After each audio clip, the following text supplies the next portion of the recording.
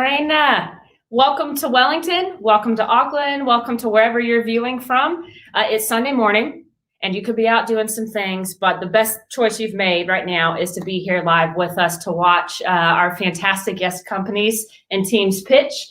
They have just completed their day 2 challenge, so they're going to be pitching to you what they're proposing as a solution for this challenge. But before we get into that, I just want to give you a little bit of background about how we got here.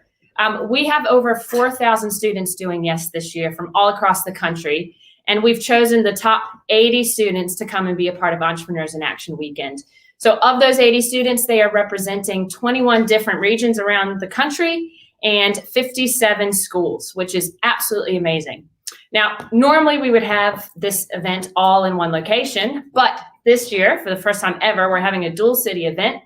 We've got 60 students down here in Wellington and 20 students up in Auckland. And they've been participating in the same challenges, pitching in the same manner and in the same way to the same panel of judges. What I would like to take a chance to do now is recognize our Challenge 1 NZTE winners. I'm going to have them come up here so we can give them their prize. So we've been alluding to some really cool prizes throughout the weekend. We worked hard on getting that box of puppies that I told you about, but we couldn't pull that off. Almost, really close. But we do have something really cool for you. So if you can clap with me to recognize the NZTE Day 1 Challenge winners, Team Sharesies.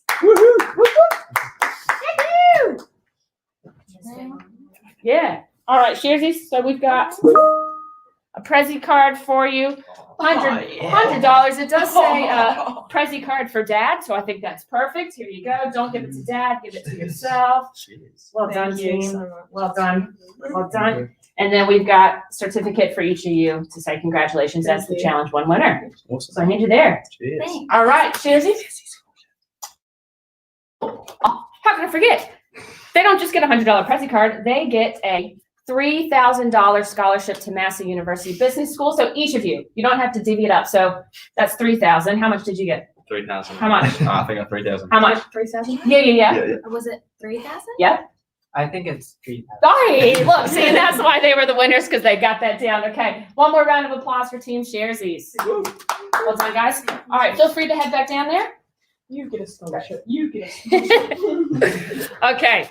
So, they delivered their pitch on Friday night as part of the Day 1 challenge. And Friday night, we introduced our Day 2 challenge, which is sponsored by Go Tourism.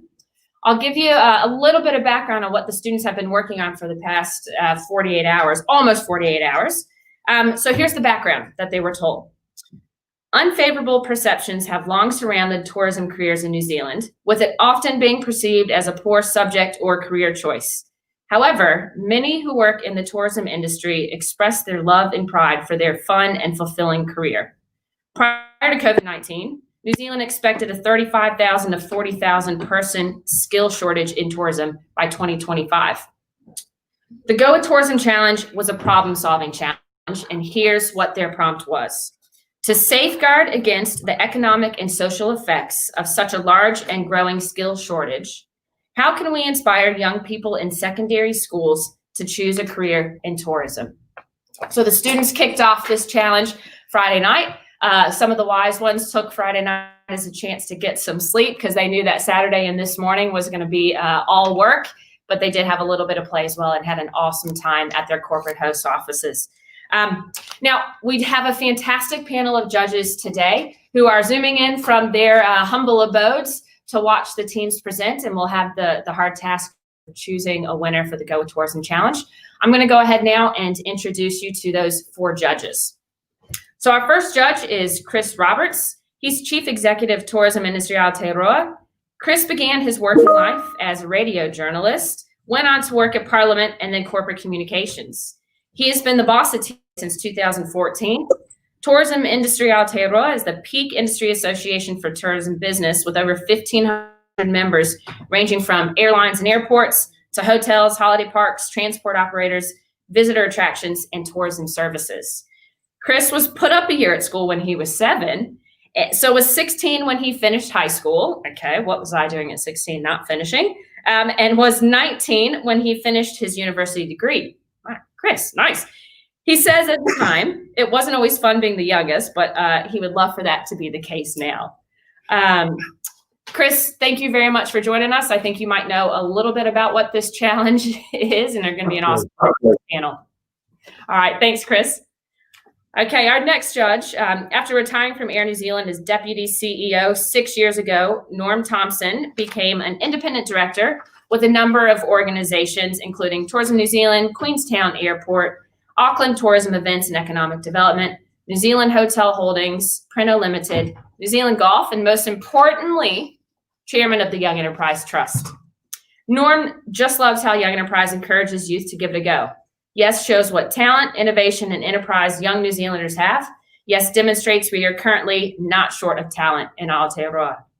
Norm's 5 grandchildren keep him young, and you'll find him with his spare time out playing golf, or if the weather's right, fishing. Thanks for joining us, Norm. Kia ora. All right, so next we have Julie White. She was appointed Hospitality New Zealand's Chief Executive Officer in December 2019. Prior to this role, she served as the association's Chief Operating Officer for 1.5 years. An experienced commercial leader, Julie has a Bachelor of Economics from Australia's James Cook University and has held various leadership positions within high-profile hospitality and tourism companies, such as the Intercontinental Hotels Group, Event Hospitality, and Air New Zealand. With a passion for delivering memorable experiences, Julie's vision is to ensure hospitality is considered a key contributor to the tourism industry. Her mission to raise the profile of hospitality in New Zealand sees her advocating with local and central government on behalf of members and fronting key industries as the voice of hospitality. Hi, Julie. Thanks very much for joining us today. Thank you. All right. And finally, our final judge is Matt Stinton. The students and the company hosts will know Matt very, very well. They spent a lot of time with him yesterday, virtually talking through this challenge and getting some help. He's the program director for Go With Tourism. But little known fact is that Matt used to do ballet once upon a time. And Matt, prove it. There we go. Yes. Fantastic.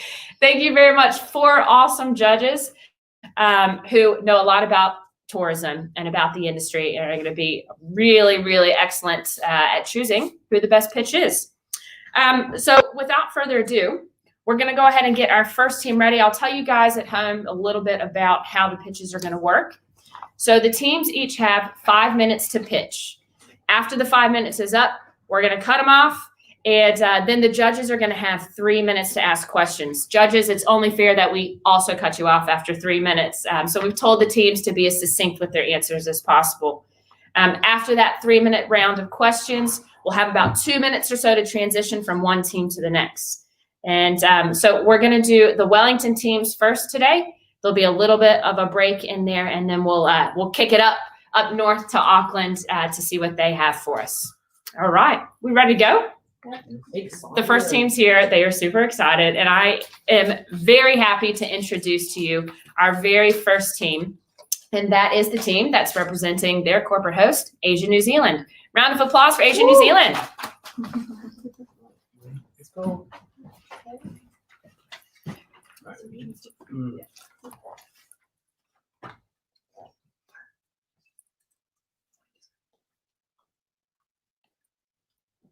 Hey, Rins, what class do you have next? Tourism. It's so boring.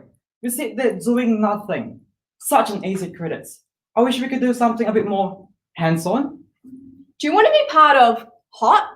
Heck yeah, I want to be hot.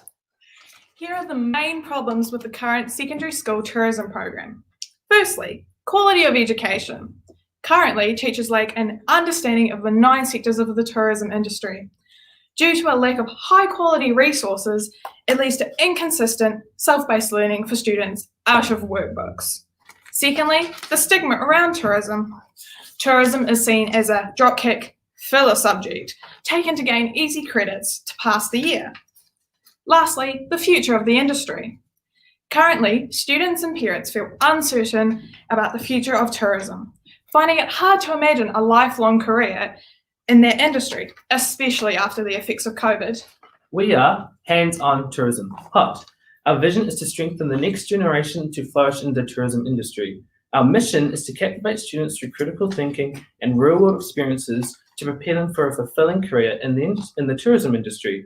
Our target market is secondary school students who are interested in tourism, but due to the stigma created around the subject, they are hesitant and discouraged by their parents to pursue in such an unsecured industry. HOT, in partnership with Go With Tourism, will create a program linking together existing achievement standards like those from business studies and statistics and apply all to a tourism context. The example course showing on the screen consists of 5 internals and 1 external, making up a 22 credit course. As the framework of the existing achievement standards remains the same, HOT will be a university entrance approved subject.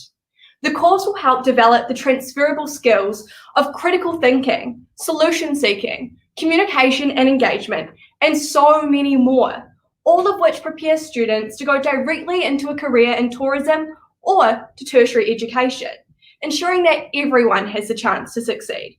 HOT recognises the versatility of these skills, both inside and outside of the tourism industry, and supports students wishing to further develop these in tertiary studies.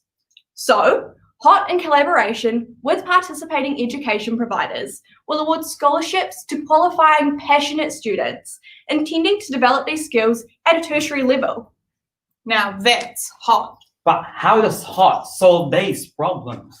HOT will work with New Zealand tourism and industry leaders to develop a tourism certificate for teachers to gain to better equip them for teaching tourism.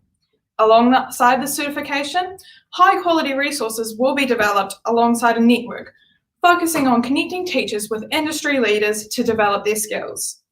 Regional HOT coordinators will connect students with local tourism businesses, providing the opportunity for hands-on business experience in the tourism sector of their choice. HOT will crush the stigma around tourism, changing it from unit to achievement standards, make it more appealing to parents in academics. UE credits will be offered. We will connect young people to work hands-on with tourism leaders in their community and to gain their inside knowledge. HOT will equip students to adapt their skills to many industries across New Zealand, broadening their career path, providing them with job certainty in periods of uncertainty. HOT will connect and market to students by using various platforms such as videos, flyers, pamphlets, and introducing inspiring letters throughout in school talks. As parents have a large influence on their children's subject courses, we would market HOT with a parent package, consisting of vital information about the diverse tourism offers their children and the benefits of the program, addressing concerns about the stability of the job and its prestige. As we are a division of Go Tourism, we'll be partnering with New Zealand Government, specifically the TEC, applying for funding and introducing our program. We'll also be working with other tourism businesses in all 9 sectors, while also working with the NZQA to develop the learning materials for teachers. Our key cost structures for our venture would be marketing promotion, learning materials, tourism accreditation, teacher training, and wages.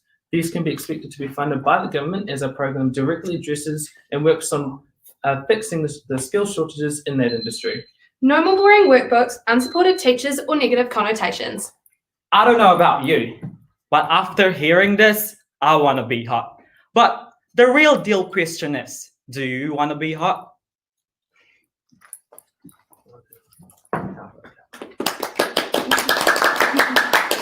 Awesome. Okay, judges, you have 3 minutes to ask them questions.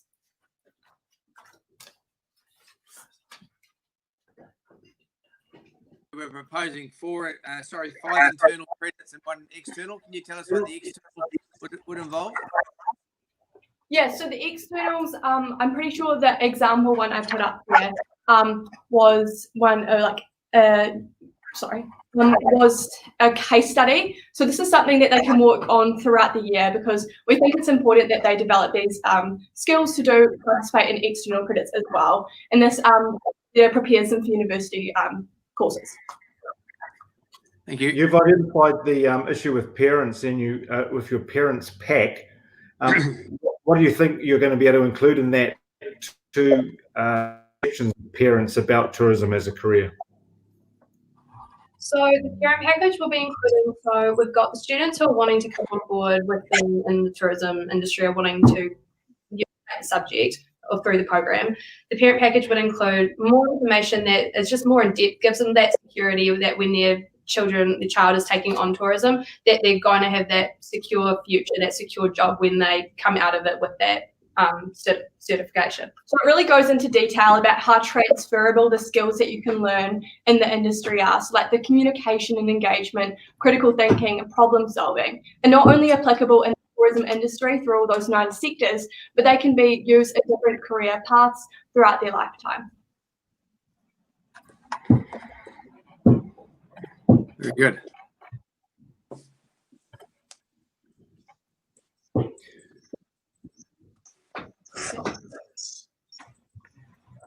And Matt, we just can't hear you there, Matt.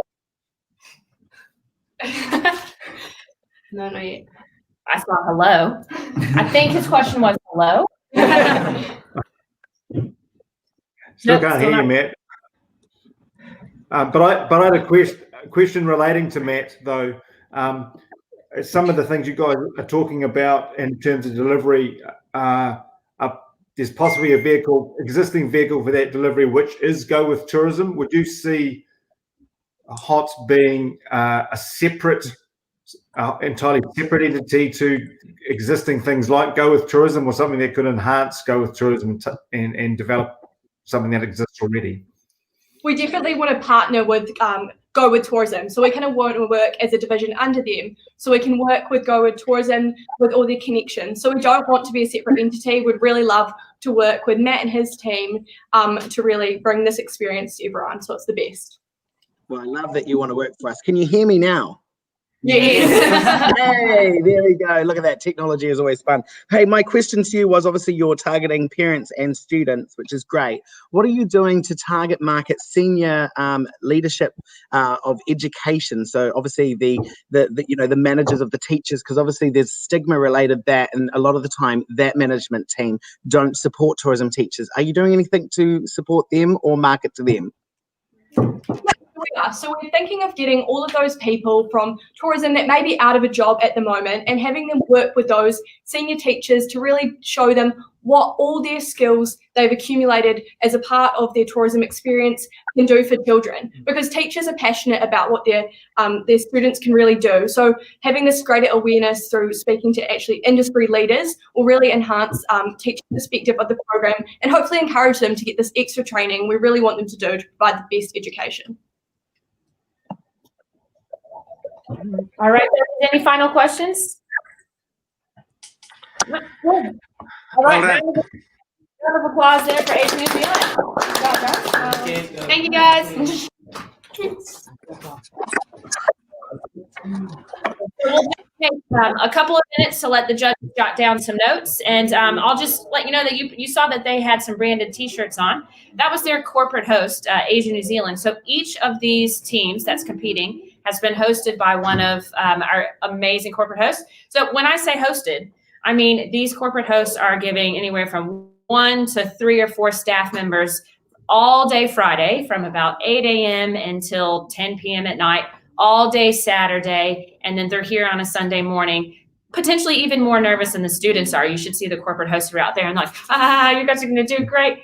So it's really cool to see how engaged they are in supporting our students. And yesterday, those of us down here in Wellington and a couple in Auckland as well, the students got to spend the entire day at the corporate host office. So I think there were lots of pictures and Snapchats sent out from the students to all their friends back home from some of the incredible views and incredible corporate host offices.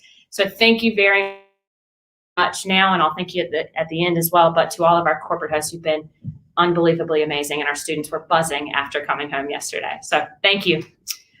All right, I think we're ready for our second team up. So the second team pitching you today is Uprise Digital. Round of applause for Uprise.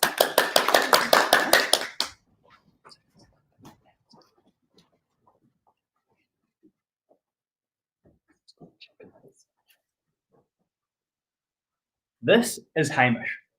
Hamish doesn't want the usual 9 to 5. He's not really interested in the sciences, and he's not too keen on taking a trade. So what does he do? While Hamish is an international and national rock climber, he's never really considered taking up a job in the tourism industry. The pressure to go and get a real job has definitely pushed him away from such options. So Hamish, like so many others, goes on and completes his 3-year BCom degree. But this could all change.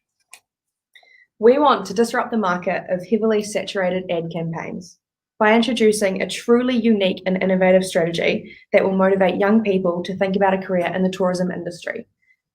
Introducing The Hive, a collaborative hub designed to combat the negative stigma surrounding tourism and the misconception that the tourism industry is only for students that drop out. This free-to-use space, kitted out with Wi-Fi, study areas, and lounges, is designed to attract young people of all backgrounds and interests, making for the perfect opportunity to introduce them to the tourism industry. The Hive is a professional space filled with careers advisors, keynote speakers, and company representatives. The point is, we're directly attacking the negative stigma which suggests tourism is an inadequate industry to start your career. We're bridging the connection between students just like Hamish and the thousands of small local businesses searching for lively, passionate, and young individuals. The Hive will go hand in hand with the pre-existing Go With Tourism online knowledge hub, offering students a chance to be a part of a community, because we in Gen Z believe in the power of human interaction. Like many small startups, securing funding for our business venture could be challenging. However, through approaching multiple sources and taking advantage of international levies once reinstated, it would be possible for the Hive to secure financial backing. To grow our Hive into a successful business, we have set out a 5-year timeline. During the first year, we will present a proposal to the Ministry of Education to refine the tourism course and make it a UE subject, as it takes 5 years to be implemented. In the third year, we will have students from the past 2 years coming back to the Hive to inspire current students to fulfill their dreams. We also anticipate a large increase in the number of students at the Hive and a substantial increase in the percentage of Year 13 students moving into jobs within the tourism industry in both the second and third year. After establishing ourselves as a leading intermediate for the tourism industry, we will take the next step in our 4th year and share the benefits of the Hive with the whole of New Zealand, setting up a 3rd Hive in Wellington and kickstarting the Hive on Tour initiative. We will visit smaller regions with our pop-up events. And in our 5th year, we will have reinvented the tourism course in New Zealand high schools, ensuring it's a UE subject. By the end of our 5th year, we aim to have at least 50% of Year 13 students leaving the Hive to pursue opportunistic careers in the tourism industry. To kick off the Hive, we will implement a nationwide digital marketing campaign using the best in the business, Uprise. We know what motivates our target market, 15 to 18-year-olds, and we've put it down to 3 simple areas: experiences, friends, and social media. With the likes of AJ Hackett, Road Guru, and other confirmed sponsors, we will sponsor the opportunity to win a work experience trip in the likes of Queenstown. To win, one must tag their friends in our marketing campaign using the second main influence, friends. What do you think about that one, Elliot? You're an ideas man, Jack. Social media these days has had such a large influence on teenagers. We will seize this opportunity and promote the Hive on all popular forms of social media, including TikTok, YouTube, Snapchat, Facebook, and Instagram. Our goal is to attract people to visit the Knowledge Hub website and then ultimately learn more about the Hive. What have you noticed with other influences in Hamish's life? We have noticed that teachers tend to be biased and promote their own subjects. Working with the Ministry of Education will help promote tourism as a subject, which will in turn attract students to the Hive and the tourism industry. Go With Tourism will run a campaign by approaching schools around the communities of Auckland, Christchurch, and the Hive. The opportunities to capture the interest of students. Articles and ads in the local newspapers will target parents and teachers and will convince them tourism careers are reliable and enjoyable. What else will the Hive do, Elliot? The Hive will host seasonal open nights, inviting teachers, career advisors, parents, and students to listen to guest speakers from different sectors of the tourism industry. This will help solve the pressures from influencers causing students like Hamish to be forced into a BCom, missing out on such a thrilling opportunity. You may not be able to time travel, but at the Hive, you can see your future. Woo! All right, great job, guys. Judges, over to you. Very good, guys.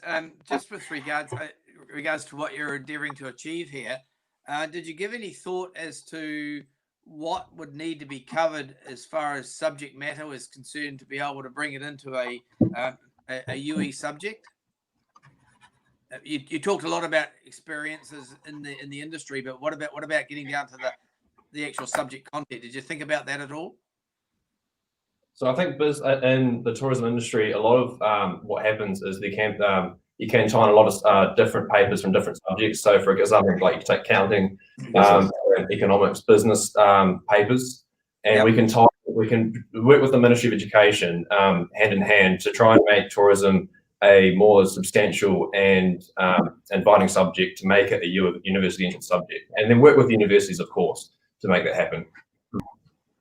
And was there any reason why you left Queenstown out? Yeah, that was Queenstown.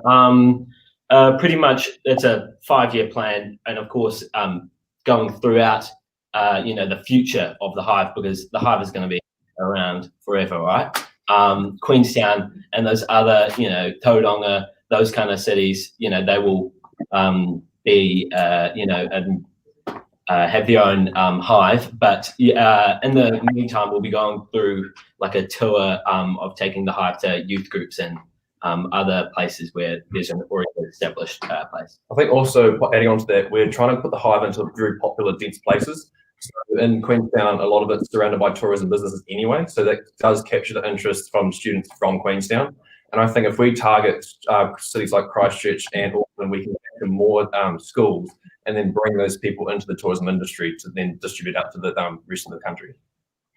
Good answer, thank you.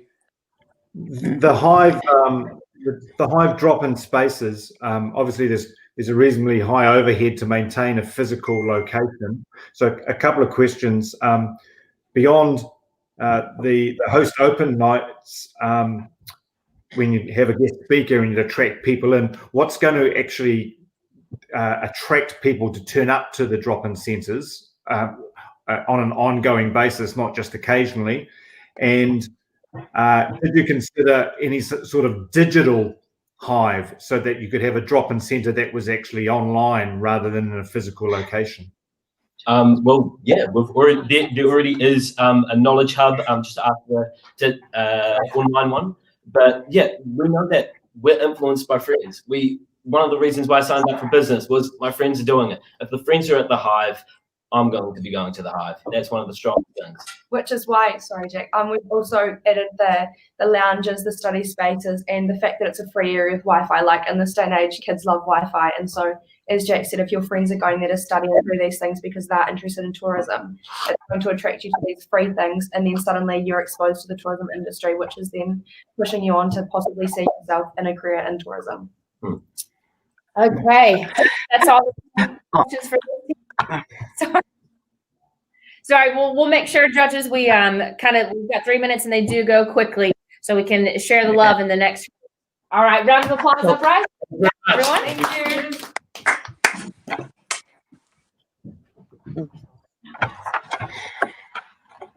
Okay, we'll be back in just a minute with our next team.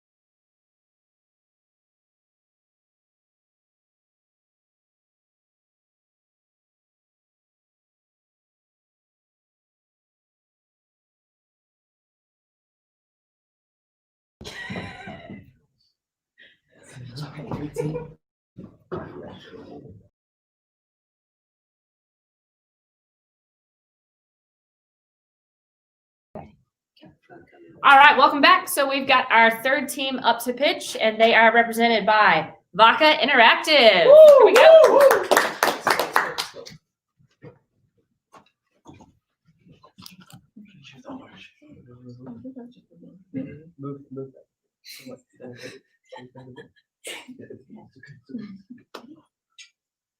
Meet Stacey, a Year 13 student who used to want a career in the tourism industry. When Stacey was younger, she dreamed of being a flight attendant. She wanted to travel the country, maybe even go overseas. She simply just wanted to help people get from A to B. However, because of the lack of knowledge around the tourism industry, Stacey's career path has changed from tourism to technology. Because of this, we've decided to target Year 12 and Year 13 students all across New Zealand. From a brief survey done, we found that 80% of students already have an idea of what they want to do, where they want to go, and how they want to study that. So because of this, we hope that our program opens the eyes of students like Stacey to some alternate career opportunities that still align with their dream goals. Through the same survey we conducted, we found that 82.4% of people in Year 12 and 13 do not realise that their dream career can be somehow connected to the tourism industry, and here lies our problem. We are here to help secondary school students to realise that their dream career can happen in this industry and that it can give them a long-lasting career. So the solution to this problem is called EFTP, Educate, Facilitate, Tourism Program. There are two parts to this program. First is Educate. We will directly go into the secondary schools and we will conversate with the secondary students. We will find out what their dream careers are and we will help them link it into the tourism industry. The second part is Facilitate. By Facilitate, we will give them a 2-week paid internship program. This program will also be assisted by a professional trained mentor from the industry of the tourism. This is so that we don't throw these secondary school students straight into the work experience without gaining any knowledge. We need these mentors to advise that they gain this knowledge and make sure that they store and maintain it. Hopefully from this, these students can be persuaded to go into the tourism industry and help achieve their career goals. There's no service like ours available within secondary schools in New Zealand, and we aim to offer our service to all Year 12 and 13 students in secondary schools in New Zealand, rather than just those interested in the tourism industry. We feel that our service is a viable one because we do not disrupt the core curriculum that is available to New Zealand secondary school students currently. As a result of our primary problem, we discovered that there is a secondary problem, and that is that there's a lack of quantitative and qualitative data insights available regarding secondary school students' perceptions of the tourism industry workforce. To solve this problem, we've came up with a solution to get a team which will specialize in gathering data about secondary school students' perception on the tourism industry. With this data, they could then comprehensively analyze and sell this important information to the government. The government will pay, the government such as the MBIE would pay for this piece of information because they want to make changes towards the problem in the tourism industry. With this site, we'll be able to make sustainable revenue stream for our project. Having a service such as EFTP within New Zealand, you're probably wondering, how can this align with Māoritanga and Māori values? Well, for us as a business, two words come to mind: kātiakitanga and kānohi ki te kānohi, face-to-face and guardianship. By ensuring this, we are ensuring manakitanga, respect within our business environment. With the help of the EFTP, Stacey now understands that the tourism industry isn't just flight attending and hospitality. She has gained knowledge and first-hand work experience to help her understand that she can achieve her dream career within the tourism industry. Thank you. Thank you. Great job, guys. All right, judges, you've got 3 minutes. Julie, if I know you didn't have much time or any in the first 2 rounds, so if you want to go ahead and ask a question, I'll turn it over to you. Okay, thanks, team. You identified that you're going to target Year 12 and 13 because you suggested that Year 9, 10, 11 don't have any idea. Have you ever thought about approaching it at an earlier stage? No, just because the question asked us to focus on secondary year students. But yes, we actually did think about focusing on younger students, but we knew that as they grow up, perceptions change and ideas change.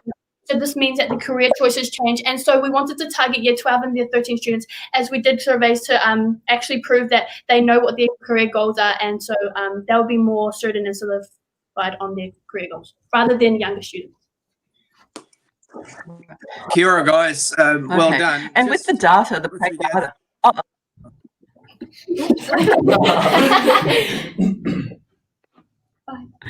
You go, Norm. Sorry, sounds like you might have been hitting Yeah. Sorry, I was curious about. Yeah. Oh, you go, Norm. It's fine. Sorry, Julie. I was just curious.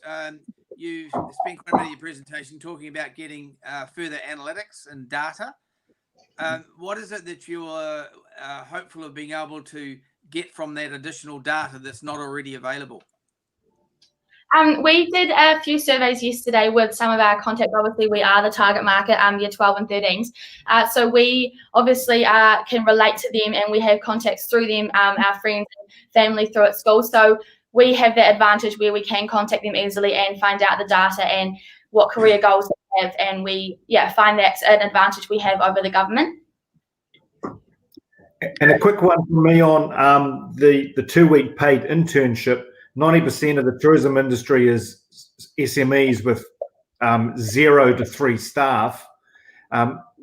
What have you thought about their ability to actually offer paid internships? So actually what we're going to do to establish these corporate and internship partners is we're going to meet with them so that we are driving towards the same purpose. So if their companies believe that we have the same purpose, then we're sure that they are going to sit down with us and allow a paid internship. Plus, they aren't the ones that are going to be paying for it. We're going to achieve a government subsidy, which will actually pay these corporates to then pay these internships. Okay, thank you. One last question for me. You mentioned that you paid data to the government. Do you think there's greater opportunity to go to the private sector to get that funding? Why did you just narrow down to the government? We definitely think there is. We could definitely go to the private sector. We know for a fact from talking to industry professionals that organisations like MB would be interested in the data, so that's why we mentioned them. All right, we've got about 15 seconds left if you want to ask one quick question. Okay. All right, well then a round of applause for Team Vodka Interactive.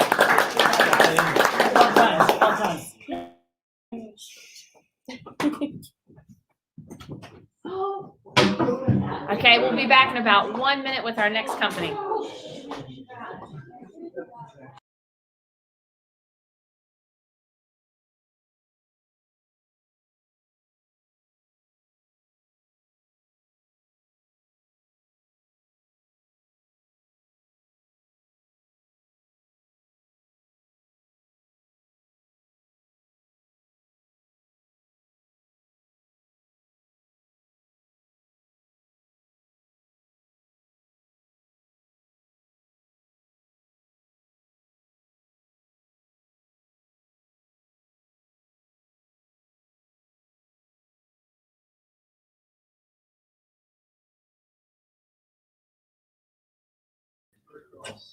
All right, welcome back, everybody. Our next team up is Team Zero, and this is the Wellington-based Zero team. Round of applause for Team Zero from Wellington.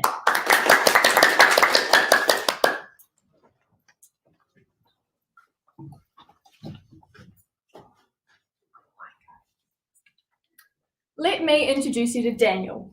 Daniel is a teen who, like so many others in New Zealand, believes tourism is not a sensible career option. He thinks that tourism jobs only pay low wages, people employed in tourism have a low quality of life, and that there is no room for career progression or advancement. All of Daniel's teachers and career advisors at school are encouraging him to avoid the tourism industry because they aren't educated properly on the topic. Daniel and his teachers are wrong. Our vision is a world where tourism is at the heart and minds of all Kiwis' career choices. New Zealand's tourism sector is the backbone of our economy. The projected skill shortage of 40,000 has serious threats to the future of the industry. Both the economic and social stability of the country would be dangerously affected. The root of this problem is the false, negative perception of careers in tourism. This prevents thousands of teenagers from entering the industry. To combat this, we suggest a 3-point strategy of raising awareness about the benefits of tourism, an education program, as well as a bilateral exchange. Thanks to technology, we live in a world where Go With Tourism can target the exact people who just need the tiniest of pushes to get into the tourism field. We would use tech such as location services to target teenagers who live near tourism hotspots, people interested in similarly paying fields, and heavily promote the ads around August and September when kids are looking at their career options and subject choices for the following year. In these ads, we use content highlighting tourism success stories, such as executive chefs who can make $200,000 a year after starting as a dishwasher and progressing through the ranks. We do this because it's a cost-effective way due to the limited resources of Go With Tourism and a very efficient way to target people that are most likely to actually join the industry. We recognise that no matter what we do, we're not going to be able to convince a person who is set on being a cardiovascular surgeon to join the tourism field, but we can convince a person who doesn't yet realise some of the amazing benefits of the field. We use the existing human resources of Go With Tourism to develop these ads. Time-wise, we suggest this new focused targeting strategy be implemented as soon as possible. The negative image of tourism industry as a career option begins in the school system. Currently, the only tourism credits available to students are non-academic unit standards. This is a major reason for the negative light under which tourism is depicted. We realise that to encourage a high rate of students considering it as a viable career option, there needs to be a change in the way it is taught. However, to get the government to even review and let alone change the entire subject would take a lot more than 5 years, and is therefore not a viable solution to quickly address this crisis. Having had first-hand experience with the positive effect that YES has had to make business studies non-theoretical, we propose a similar system to get students practical experience of working in different tourism roles, as opposed to learning essentially how to book a holiday. This will run parallel to the NCEA unit standards and will be effective at actually showing students around the 9 sectors of tourism. We plan to start funding this scheme in high demand areas and will partner with local tourism businesses. Our third step to expand New Zealand tourism is by implementing an exchange program with other countries. We would recommend that Go With Tourism pay for 50% of New Zealand students' flights to offer other countries where they could work in the tourism sector, while people from other countries come to New Zealand. This would be an innovative incentive that would be successful due to the fact that many people want to go overseas and a cheaper flight is a financial benefit. This would be successful because not only would we give more incentives to the internationals to come work in New Zealand tourism sector, we'd also get New Zealand youth participating in tourism and see the joys of the field initially. A trans-Tasman connection would be ideal due to the likelihood of the formation of a trans-Tasman bubble. Shortly, once an established program is set up with Australia, we can look to expand globally to countries such as US and Europe. With the already increasing interest in tourism created by steps 1 and 2, students will recognise the career options available in the industry, and many would want to continue working in tourism when they return. We believe most students would stay as a result of a micro-credential that would only be valued in New Zealand. Esteemed ladies and gentlemen of the panel, our comprehensive 3-step plan for Go With Tourism is the perfect recipe to get NZ teens into the tourism industry. We're all in this together. Tourism, New Zealand, viable career options. Oh, I wish we could give them more than 5 minutes, so that could keep going. Esteemed judges, you have 3 minutes for questions. I'd like to ask, you identified local partners, in the high demand areas. Can you give us an example of who you thought those local partners would be?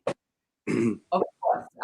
Thank you very much for that question. So what we see is that already lots of companies like HJ Hackett, Bungie, services are already partnered with Go With Tourism and offer virtual tours. So we see that these existing partnerships could be expanded to work with our program. And then we also see that we'd be able to reach out to other other companies that are especially in demand of workers right now, because they'd be able to use these teams that are in this program as temporary work until they can find full-time employees.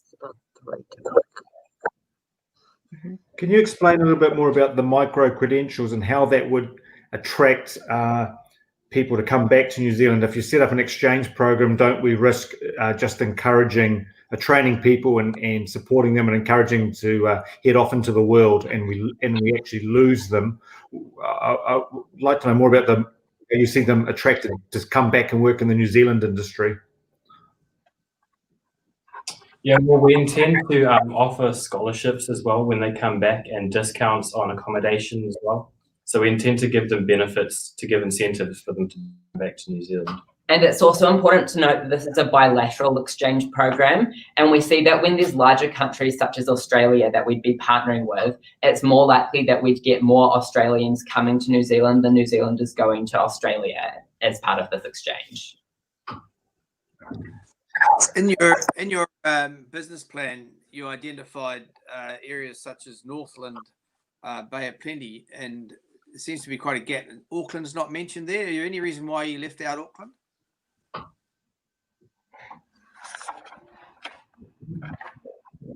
Okay, so what we see is that while Auckland is a very populated region, we see that compared to some of these regions, there's not nearly as much of a tourism sector as a percentage of their economy. So while we see that these would be, that Auckland would be a region that we would want to target, initially in order to help the areas that are most in demand for these people, we would specifically focus in tourism heavy sectors.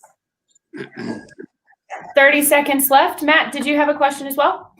Very quickly, although I'd like to say that I'm a multimillionaire and that our program has millions of dollars, which it has been given, but that is very much spent over 3 years, you're looking at $100,000 that you'd need investment. Is that correct, to be able to fly students over? Would that be the 50% that you'd be asking for from Go With Tourism? And how would you like to see that given to you over your program life? So the tourism industry is a massive industry in New Zealand. It's one of the biggest. So we propose that either we get funding from the private sector or subsidies from the government to assist in this funding. Because we're addressing this crisis, and so we see that they'll be very supportive of our help. All right, thank you very much, judges, and well done to Team Zero from Wellington.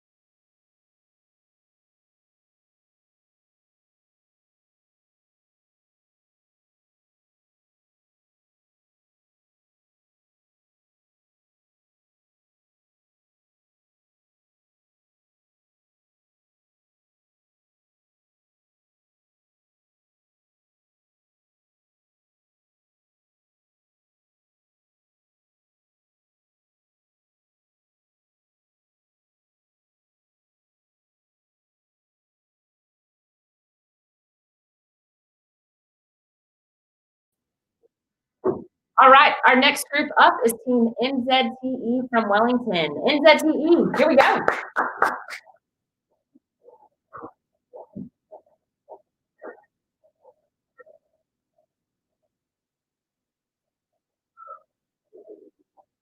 In recent years, in 2019, tourism was New Zealand's largest industry, bringing in $112 million to our local economy on a daily basis. However, now they face a crisis with a systemic and growing skill shortage and a labour deficit of over 35,000 people in the wake of COVID-19. 9 main sectors comprise the tourism industry, making it diverse and strong, yet it remains underestimated by the New Zealand population. In recent years, secondary school students have been steered away from having a career in tourism. We spoke to members of our target demographic and established that this is essentially due to perceptions of limited pay, low status, instability in jobs, and family influence. This holds New Zealanders back from having a career in an industry full of diversity and opportunity. We're confident that our innovative solutions will help to eradicate the stigma around the tourism industry and that our youth have what it takes to do this change. Now, we are making a commitment to inspiring the youth into the tourism industry. And in order to do so, we have initiated a long-term plan that resolves the stigma and those negative perceptions of tourism. Our end result will be revolutionising the New Zealand curriculum. The new curriculum will incorporate tikanga Māori in order to promote our whenua as our whānau. We are aware that New Zealand Marau Maturama curriculum can take up to 5 years to change. Year 9. Opening the minds of our rangatira, our youth, with taster days, expositions and workshops, giving them a chance to explore and have a small opportunity with the skill program. Year 10. Providing the knowledge of our kaupapa, making it an optional subject that gives an overview of tourism to keep students engaged. Year 11. Taking first steps, taking a hikoi, a walk, through tourism sectors and learning of general schools, matato, proficiency, of communication, management and customer relationships. Year 12. Cultivating minds, skill-based akoranga, learning that relates back to tourism. Year 13. Into the real world, tourism-based piece of mahi, work, the real world scenarios of tourism. So we must start the change. For our short-term plan, we incorporate tourism-focused questions into the NCA curriculum and utilise redundancies caused by COVID. This will employ experienced professionals who will out of work to provide insight and knowledge of their work in tourism. We want to change mindsets sooner, so when the curriculum changes, they know what and how important tourism is. To revolutionise the tourism curriculum, we must consider the costs, which are broken down into marketing, workshops, internship coordination, and human resources. Full NZQA changes will require a long time, so individually, through a 5-year period plan, you will ensure a positive change. Year 1. Firstly, you will implement changes to the NZQA question bank, build industry partnerships, and run expos for year 9. Year 2. Continue campaigning for year 9, and begin developing practical opportunities for year 13. Year 3. Construct new curriculum for year 10 to 13 and framework to implement these changes. Year 4. And prepare for tourism curriculum review with the NZQA. Year 5. And lastly, we will implement the revolutionized curriculum for the 2026 school year. We are establishing partners with Go With Tourism, NZQA, and the Ministry of Education to implement our change. The target market is starting to make decisions about their future careers. From our market research, we found that many students avoided taking tourism because the standards are restricted to achievement level.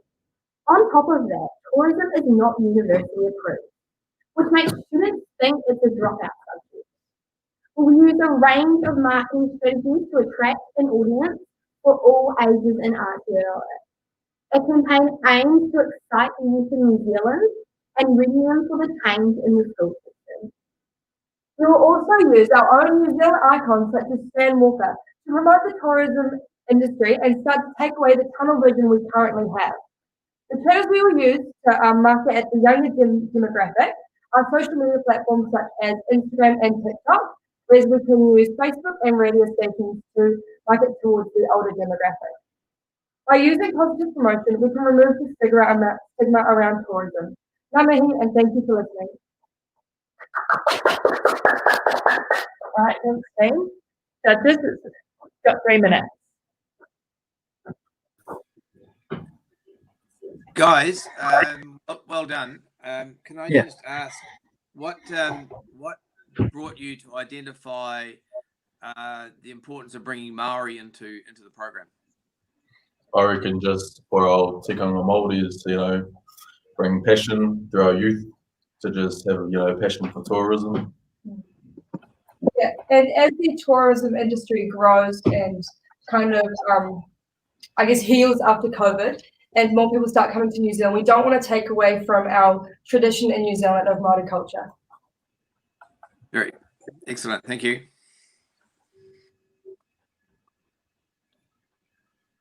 With your marketing, I think you've identified needing to, and the use of influencers and your target markets of both students and parents. Do you see quite a different approach in terms of marketing to students and to the parents? Well, yeah, definitely, because they both like lie in different demographics, but ultimately we're trying to change perception. We're trying to change from like a kind of bad and then not really influenceable impersonation to a more influential one. So it's different, but then they're still kind of lying in the same demographics. So we're ultimately trying to make it shift from a bad one in both to a good one in both. Yeah, following on from Chris's, what about the perception from teachers as well? So we were going to be working with people who are made redundant from COVID-19 to get tourism professionals in there with the school teachers to get them excited, get them passionate about what they're teaching their students, to build that excitement within our students and the younger generations as well. And currently, the tourism curriculum only teaches around 1 to 2 sectors of the tourism industry, and this kind of creates a positive feedback loop where students may not be encouraged to do this, so teachers are not encouraged. But then, if students can have a more like wide range of subjects, it can be they might be more encouraged, and so teachers might be more encouraged to teach this. So it will ultimately benefit, and then they'll ultimately be more. We got time for one more question, judges. You've started off with starting with year 9. What was your main purpose of starting off with such fresh minds at the year 9 age group? Well, we know that year 9s have literally no idea. From our interviews yesterday, many of the year 9s we interviewed and even year 10s had no idea what tourism was. So we wanted to really push and get them to have an idea of what tourism is. So then when they come into older years, they can actually, have an opinion of whether they want to take tourism. And yes. Cool. All right. Thank you, judges, and thank you, Team NZTE. Well done.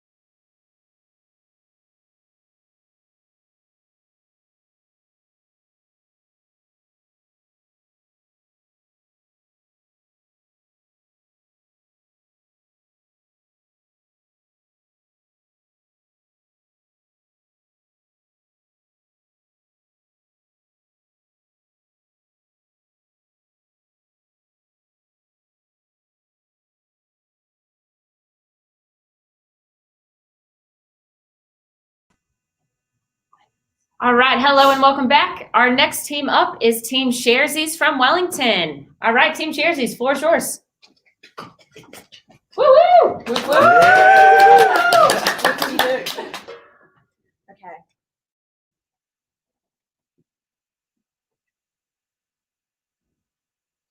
As a high schooler, tourism sucks.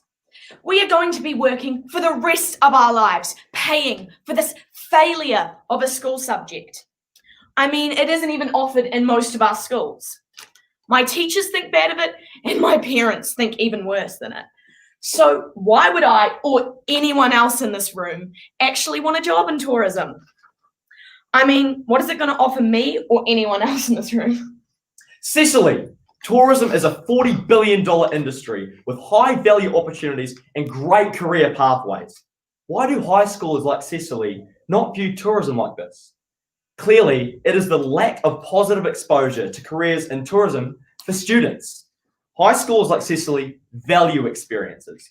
So we propose implementing a program outside of school called the Tourism Exposure and Experience Program, aka the T program. This program would encourage 16 to 18-year-olds to enter tourism by partnering with businesses in the sector to provide a week-long internship/working holiday. Similar to Gateway, but for a 1 week away from home. What student wouldn't want a trip away? And what parent wouldn't want to get rid of their kid for a week? Sounds great, but how's that going to work? Great question. By partnering with businesses, we would work to expose students to tourism opportunities and new careers. It's a win-win because companies can obtain future employees, youth can get work experience, and Tourism NZ will be inspiring young people.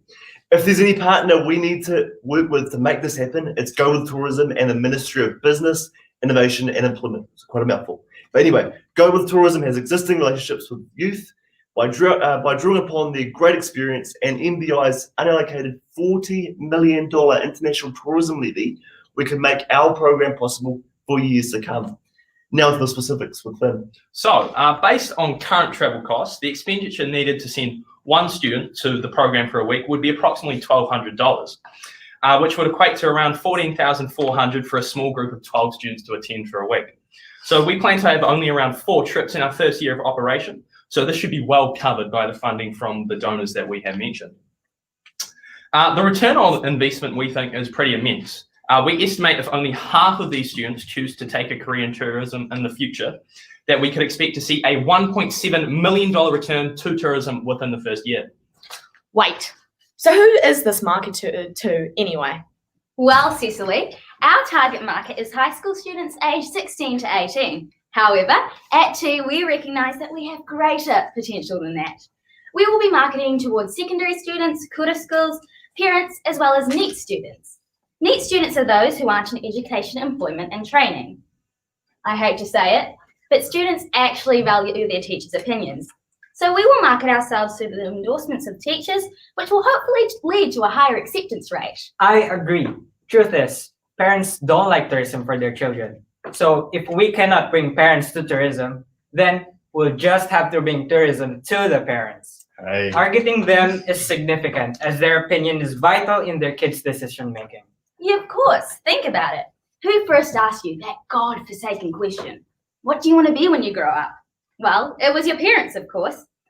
They have a great impact on what a child chooses to be when they are older.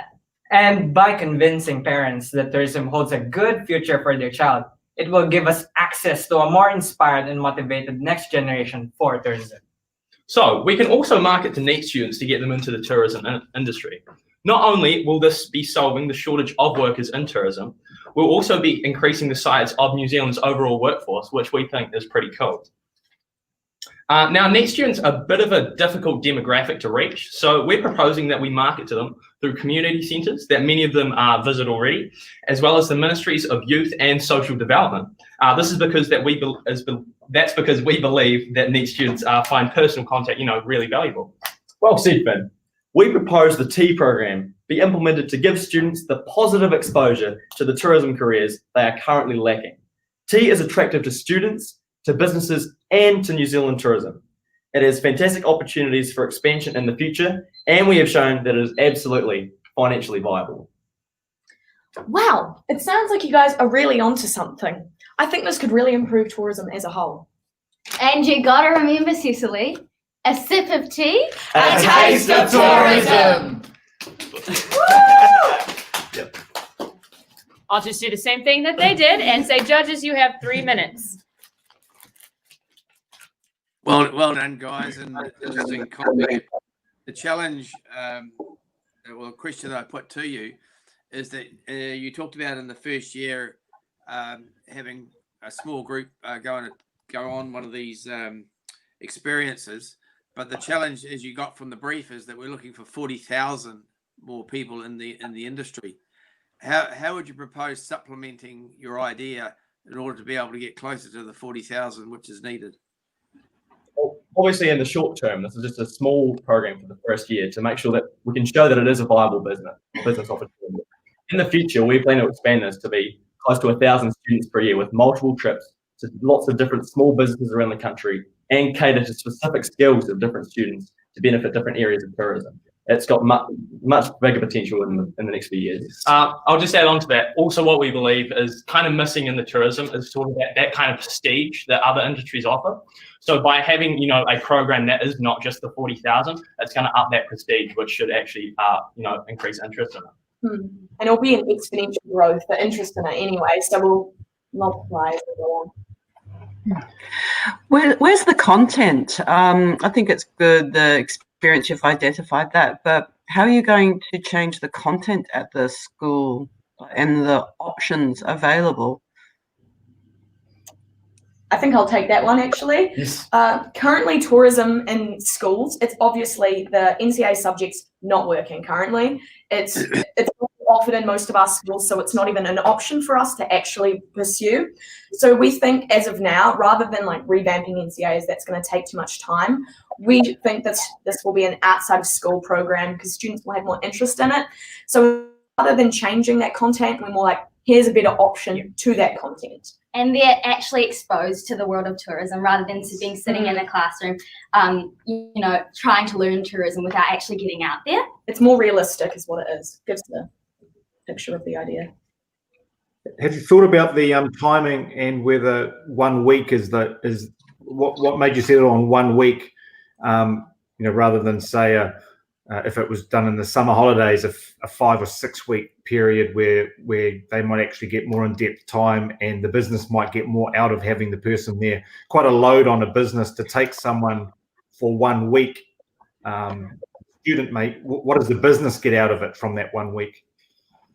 That's a great point, and that's something we'd investigate in the future with summer programs. But we thought, you know, tourism industries in the summer, that's when at their busiest time. So potentially taking on an intern is actually more of a load than if it was a week during the school year. The 1 week program would sort of be like a 4-day working week. So it will be like an introduction. They'll be able to work for 4 days and then return home. And that's to benefit the students because, you know, more than a week or 2 weeks away from school is a big amount of stress to miss out on that much school. And so we think that 1 week period is a win for both the business and the student. All right, judges, that's our 3 minutes. If I can get a round of applause for Team Sharesies. Well done, guys.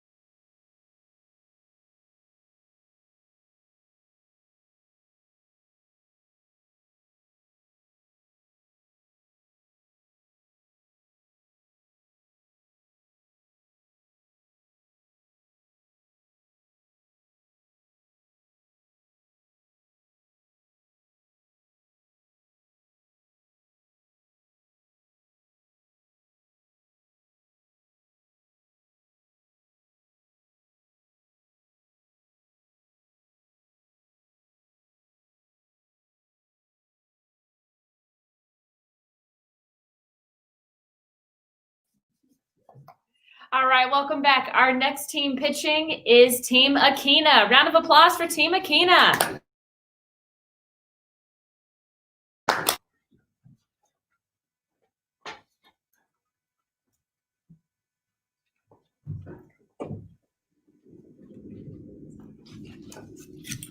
I just did it for the credits. I took the subject as I had no other subjects to take. 30 years ago, this would have been said about business studies in New Zealand, and you probably thought we were talking about tourism. Wrong. And that has all changed for business studies, and we want to do the same for tourism.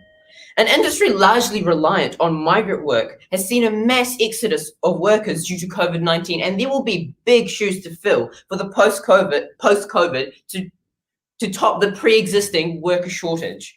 Now, NCA tourism standards already rely mostly on unit standards, and that means that there's no opportunity for endorsement, leading to a negative perception of the subject. Resources are outdated and fail to inspire. If only there was a solution, that would just be absolutely terrific. Our solution is to reinvent the tourism education curriculum to inspire students through practical problem solving and incentivize students to achieve to the best of their ability. Industry stakeholders follow the students' journey in the program so they can provide employment opportunities. Our program will provide 4 practical problem solving challenges across 1 year. It will work alongside NZQA standards. Standards unlock. Students unlock a job marketplace. Industry stakeholders can offer jobs, scholarships, and internships with the ability to view students' performance from completed practical aspects, displayed automatically from NZQA via the app's API. This will inspire students to achieve highly and gain endorsements. Our target market is students in years 11 to 13 in urban schools. A typical student before taking the program will think of tourism as a dropout subject or a free study period. Other customers are government agencies, NZQA, Go With Tourism, school, and parents. We will pitch our idea to schools to see if they're interested in taking part in our program, as this is the most viable and direct method. As well as this, marketing can include digital branding through NZQA and by means of sponsors. The program will use a unique campaign strategy entailing digital branding such as Instagram and through our uniquely made app, and work in cooperation with the industry. We have identified 3 key customer segments: government, industry, and clientele. We will work with the Ministry of Education and NZQA to develop a better assessment criteria that offers achievement standards which will help inspire students to follow their passions based around tourism. Industry partners will fund the program in conjunction with the government entities, which Paige will cover in our cost structure. In return, the solution we supply will solve the current disparity between industry, university, and NCEA. This means that they are our customers along with the students. Our clientele is schools and their students who will participate in our program. The program gives students transferable skills, university entrance, and connects them to industry mentors. Students will be driven to not only be better than their friends, but to be the most qualified by the end of the year. These opportunities are a bonus, as students will be doing work that is high quality and willing to do it at the best of their ability. This program will bridge together NZQA, universities, and the tourism industry, as it has been divided in these 3 sections in New Zealand. We've calculated that the cost to operate our business model will incur annual costs of $652,000 per annum. These will include maintaining the software, the employment of 10 program facilitators who consistently assist with program development. A sustainable business model will use the following revenue streams.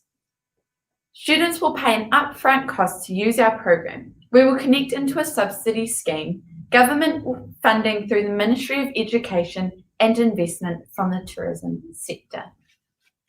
So I'm sure you're wondering now is, how is our initiative innovative and what is the end-to-end journey of it? And you're probably also wondering is, how do we actually measure the success of the program? Well, students' progress and engagement is tracked through each course with data available to prospective employers via an API. The benefit of this is it helps us understand the graduation and employability rates of alumni in the industry that graduate from our program. Using this data, Tourismatic can actually adjust the courses to what skills are in greatest demand by industry professionals. And so we want you to get on board with our Tourismatic project. So be terrific. All right, well done, guys. Judges, 3 minutes for questions. I'll kick off. Just with regards to your last comment there regarding measurement. You can certainly very easily measure the usage of your app, etc., etc. But how would you? Did you give any thought as to how you'd actually measure the success of people going to employment in the tourism industry, rather than just necessarily using the app? Yeah, so just to clarify, the way it works is in order to access the app job marketplace, you have to graduate from the 4 courses within the curriculum first. And so the level or the grades that you receive from the app is advertised onto the marketplace, which is unlocked after you graduate from the program. And so basically with that, it basically means that the employees can see how well you've done through the program throughout the year.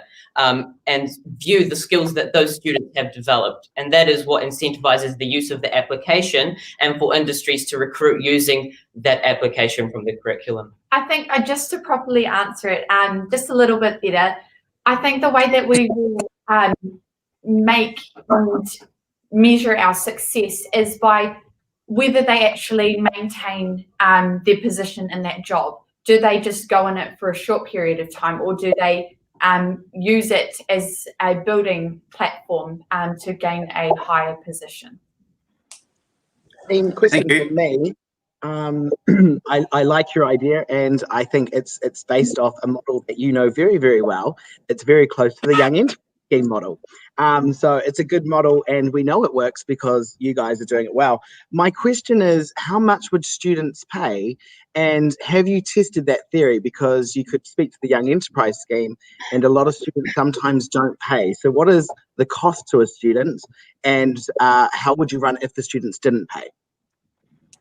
So yeah, we definitely have thought about that. That is something that we took into consideration when we thought about all of these aspects to what we would offer. And so we were looking, we haven't developed a set price, but we would definitely provide this opportunity, or we wouldn't want it to be a barrier for someone to not be able to complete our program. Schools have support. We could also offer support from us, but we would look at keeping our costs to a minimum. You've talked, just very quickly, because I think this one's important. You've talked about essentially reinventing the curriculum. What's your lobbying or advocacy plan to convince everyone from NZQA, government, teachers, parents, etc., that the curriculum should be reinvented? Yep. So basically, the way we want to do it is that in order to incentivize NZQA industry and university, we need to show them that there is an apparent divide between the expectations of each industry. In order to get students to achieve success and employability in these sectors, we need to partner with these lobby groups and show them that in order to unify all three components that I just mentioned before, we need to be able to streamline this process so that people can go from the start journey to the end journey and be able to find a job from start to finish. So that's the way we present it to the lobbying groups. All right, fantastic job, Team Akina. Well done. Well done. All right, folks, we've got one more team left before we take a quick 5-minute break. So in just a second, I'll introduce that last team. We'll have a 5-minute break, and we'll carry on with the rest of them here.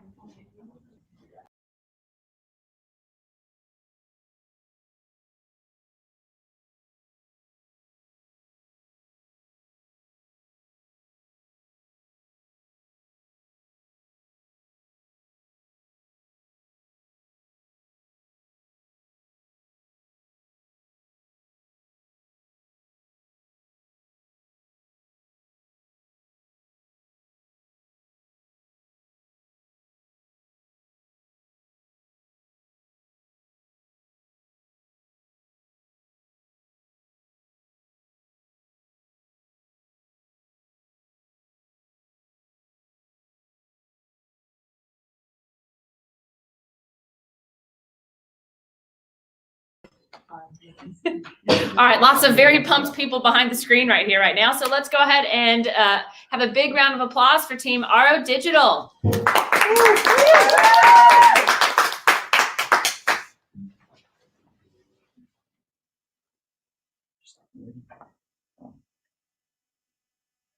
Forget Stacey, forget Hamish and Daniel. Meet Pete. He's had quite the life, I can assure you. Fighting the stigma of tourism in high school, Pete blossomed and spent 22 years in a diverse and unique working environment. Our initiative Lifecycle aims to inspire more people to be like Pete. Lifecycle is a 5-stage initiative for secondary school students which creates pathways into tourism in a way that's stigma-free, engaging, and develops transferable skills, paving the road into the industries and sectors which all link back to tourism. Lifecycle tackles the present problem in our schooling community, where students aren't given enough opportunities in tourism, education, and the industry. Our 5-stage initiative covers the end-to-end journey of high school experience. The awareness stage targets year 8s and 9s and encompasses trips to tourism hotspots with behind-the-scenes insight of day-to-day operations, as well as augmented reality workshops, which allow students to experience high adrenaline tourist adventures. Students will then be exposed to a variety of young speakers from the tourism sector as they're introduced to vocational pathways. Year 11 to 12 is when students give consideration to careers in tourism, and so industry placements will give students the experience needed to make their decision. And these experiences won't just be limited to sitting in a ticket booth, as we'll encourage partner businesses to adopt inclusive workplace structure, which incorporate management and decision-making into every position. This leads us to the deciding factor, as these changes can be incorporated into making tourism a UE-endorsed subject through management and business achievement standards. Finally, we come to a full cycle as students evolve through their careers in tourism. They can return to teach and inspire the next generation of students. Surprisingly, this ambitious program comes at a modest cost. By splitting our life cycle program into a pilot and then full implementation, we can budget the cost of bringing 40,000 young tauira into the workforce, being $1.2 million for the first 10,000 students and a further $4.4 million for the complete 40,000 student program. All in all, this amounts to solving the skills shortage in the tourism industry for figures which are in line with those quoted to TINZT and amount to less than the initial $5 million funding for Go of Tourism. So what is the return on all this, Owen? Well, by solving the labour shortage of the tourism industry, Aotearoa could see revenue of up to $10.2 billion injected into the tourism industry. Initially, this would begin as a pilot program, working with groups of 60 students throughout just under half of secondary schools in New Zealand. Lifecycle will support these students throughout their time in high school to pursue and facilitate career paths for over 40,000 students into the tourism industry. Lifecycle will incorporate multiple key partnerships as a method to effectively achieve our tourism proposition. These partnerships will include ones with Ara Digital, shameless plug, government institutes such as Careers NZ, and job advertising websites. Education institutes will also be incorporated to provide tourism-based education and guide Pete into the most suitable pathway. Lastly, Go with Tourism should maintain good relationships with businesses to be able to link Pete up with jobs across different sectors. To ensure that we make this happen, we will have people in HR, marketing, project management, and finance to oversee our project. Our target market and multi-channel approach can be demonstrated through Pete's journey. Pete Experience is our first channel of engagement through interactive talks and AR, planting a seed of the opportunity of tourism as a career. Coming into year 10 with no direction or future plans, Pete experiences the digital channels of social media, marketing tourism as a career opportunity. This, combined with year 8 influences, leads him to take tourism in year 11 in the awareness stage. Through passionate and experienced teachers, he began to understand the career paths in tourism throughout his last years of school. Later, he entered the workforce in adventure tourism. 22 years later, it reached the evolution stage when Pete decided he wants a career shift for value shifts for being in the industry for too long. This is where the distribution channel of Google Marketing will reach tourism experts like him when they're looking for a new career. This digital marketing will appeal to his expertise and passion and transfer into inspiring younger generations as a passionate teacher. As Albert Einstein once said, in the middle of every difficulty lies opportunity, and we believe that life cycle is that opportunity. All right, well done, guys. Nice work. Okay, judges, question time for you.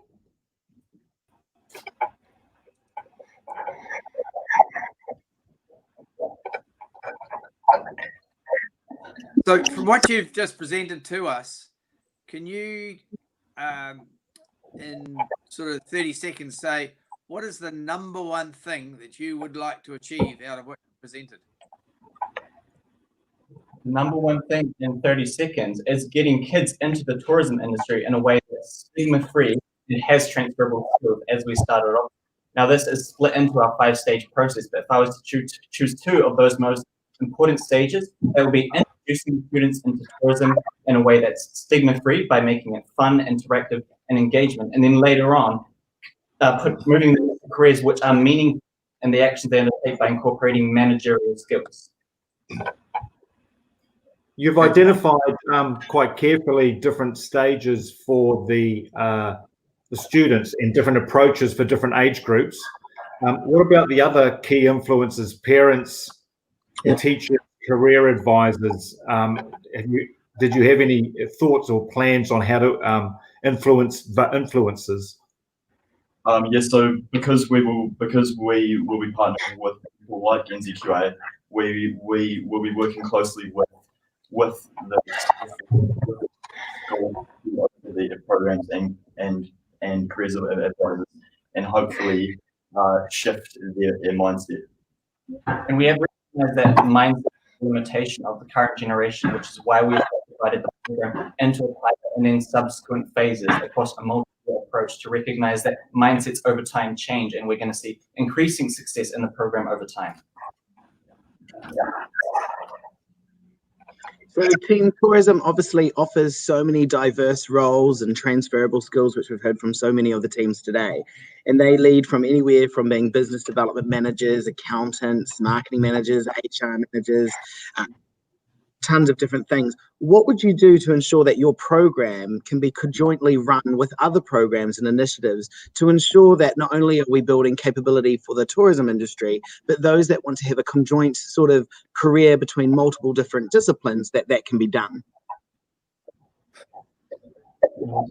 That's a great question. There's lots of different ways in which other current initiatives in the tourism sector can integrate into what we do here in Lifecycle. As you can see, there's 5 different stages, and each of them contain different programs which are currently in market. For example, the bringing speakers into school to discuss the opportunities of tourism. That was in fact inspired by a case study done in Sydney of the Young Tourism Leaders Program. And so we are actually looking at what's on the market at the moment and how we could integrate them into our program, such that we're not expecting to have 100% market share over the tourism employment industry, but we're actually going to work conjointly, which is a more cost viable and ultimately more beneficial solution for the tourism industry. Okay, judges, that is all our time for this team. Round of applause for our digital.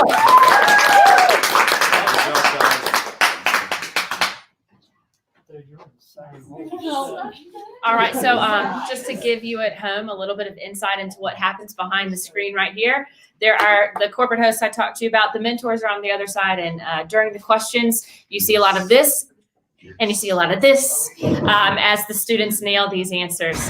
So there, lots of people are super engaged and really excited to see how well the students are doing. So what we're going to do is go ahead and take a 5-minute break.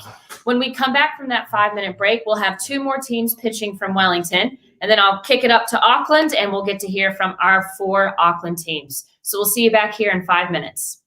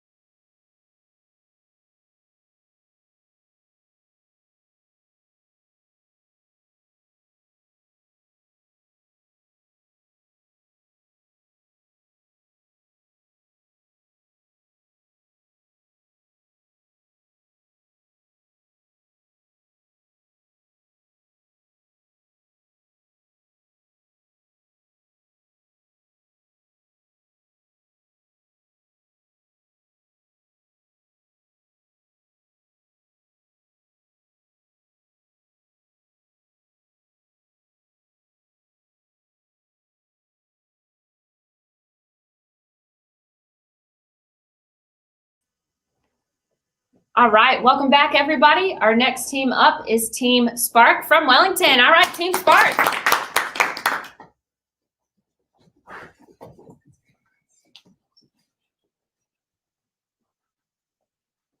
The future of tourism is in danger. Don't believe me? New Zealand is in need of 35 to 40,000 new tourism workers by 2022 to sustain the industry. With our current situation, traditional methods of filling the gap with seasonal overseas workers aren't going to cut it. Our solution? The youth of New Zealand. The current stigma portrays tourism as a poor career choice. We're going to change that. Next year, I'm studying in the tourism industry, and maybe they should too. So, Tanya, what's our plan? Tapuewana, a high school applied tourism opportunity. Wait, but how does it work?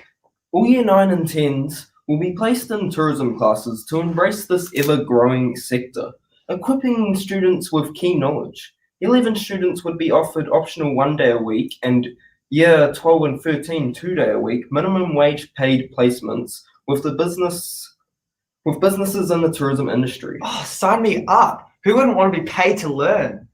And of course, NCEA credits will be awarded to students on their successful completion.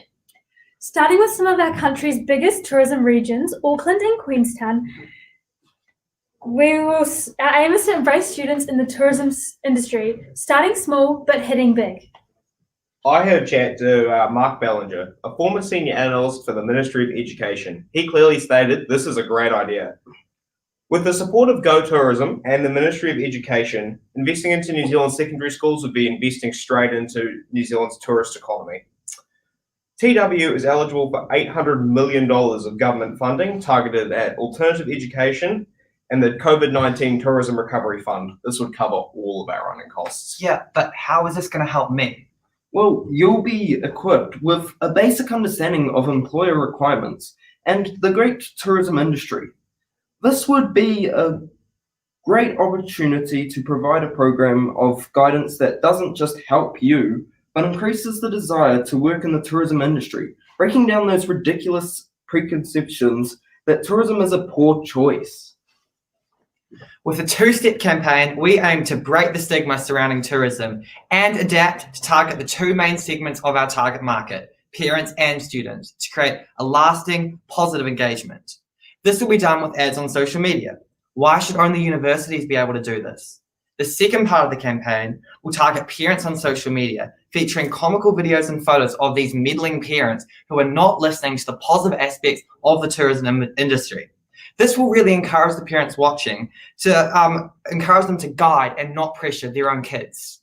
Yesterday, we spoke to Tom from the Wellington YHA, who did what was right for him and has said he's loved every minute meeting with people from so many different cultures.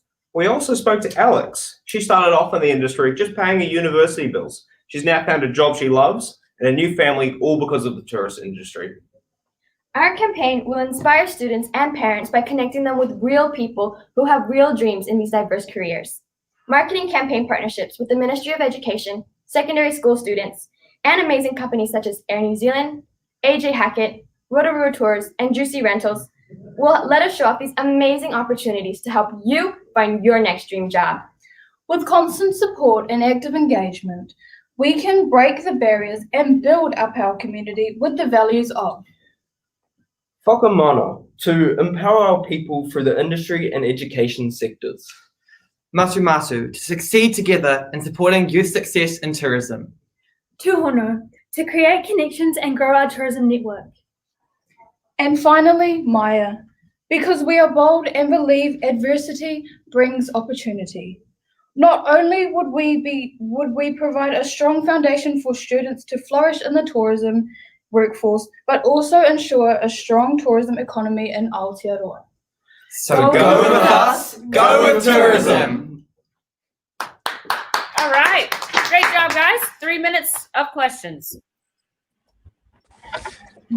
Kira, guys, well done. Just a question. You mentioned that you would have these people or students going into a paid job during their experience. given the state of the industry at the moment, do you really think that's a viable proposition?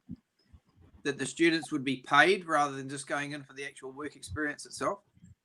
So we propose that this payment would actually be from the government funding rather than straight out of the industry. Given the state of the industry, it'll give these workers the labour they need at the moment with the worker deficit for free, while also ensuring that these kids are motivated to keep continuing to show up and do a quality job while on the job, and they're working while they're working. Okay, thank you. Team, there's obviously multiple programs out there that exist that could do similar things, such as the Secondary Tertiary Education STAR program and obviously Service IQ Gateway program. Did you explore these programs when you developed yours? Yes, so we did look at them. After we had a phone call with one of the people from the Ministry of Education, and he was saying how our high school system lacked a free program that was very accessible to all students. So that was sort of our idea in coming up with this. Yeah, so just adding on to what Livy said, it's really going to increase the accessibility for all students, really, regardless from where they come from. Yeah. Your proposal suggests that tourism is a mandatory course at years 9-10. How would you achieve that? So by starting the initiative early in year 9, we're able to equip these students with the basic understanding of not just the great tourism industry and the careers available, but we also get to equip them with the basic employability skills, which later in the future when they enter years 12 and 13, which is the core years of thinking about, your career choices, what you want to do when you've graduated school. These students are better equipped with all this knowledge, and they've been dealing with this since year 9, and it just creates a security blanket for them before they leave school and therefore enter the tourism industry. Yeah, and I'll just add on, at year 9 and 10, a lot of schools, they do rotate their subjects each term. So even if we could get this program into the students in year 9, it would be very beneficial. 30 seconds, 30 seconds.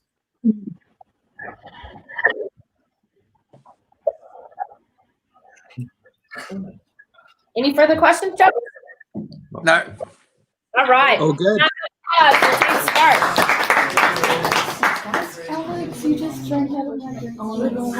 Okay, we'll be back in 1 minute with our last pitch from Wellington.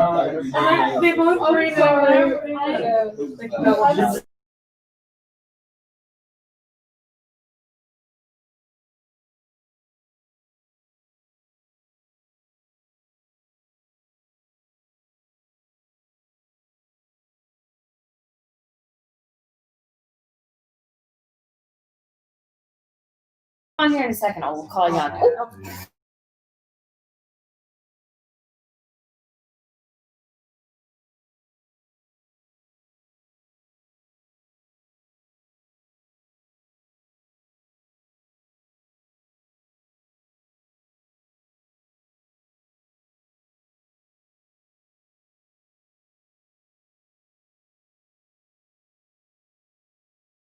Our next team, they are here to present Air New Zealand's pitch.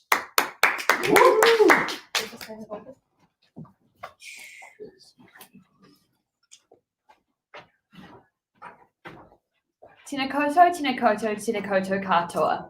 Picture this. The most important part of the economic system in New Zealand is slowly dying. People are losing their jobs and losing their businesses. This is the reality of New Zealand that we're living in today. Tourism relies strongly in New Zealand on migrant workers to fill the jobs that many Kiwis don't want to do. Most of these migrant workers have returned home, and with the uncertainty of COVID-19, it's unlikely that they will return back to New Zealand once the borders open.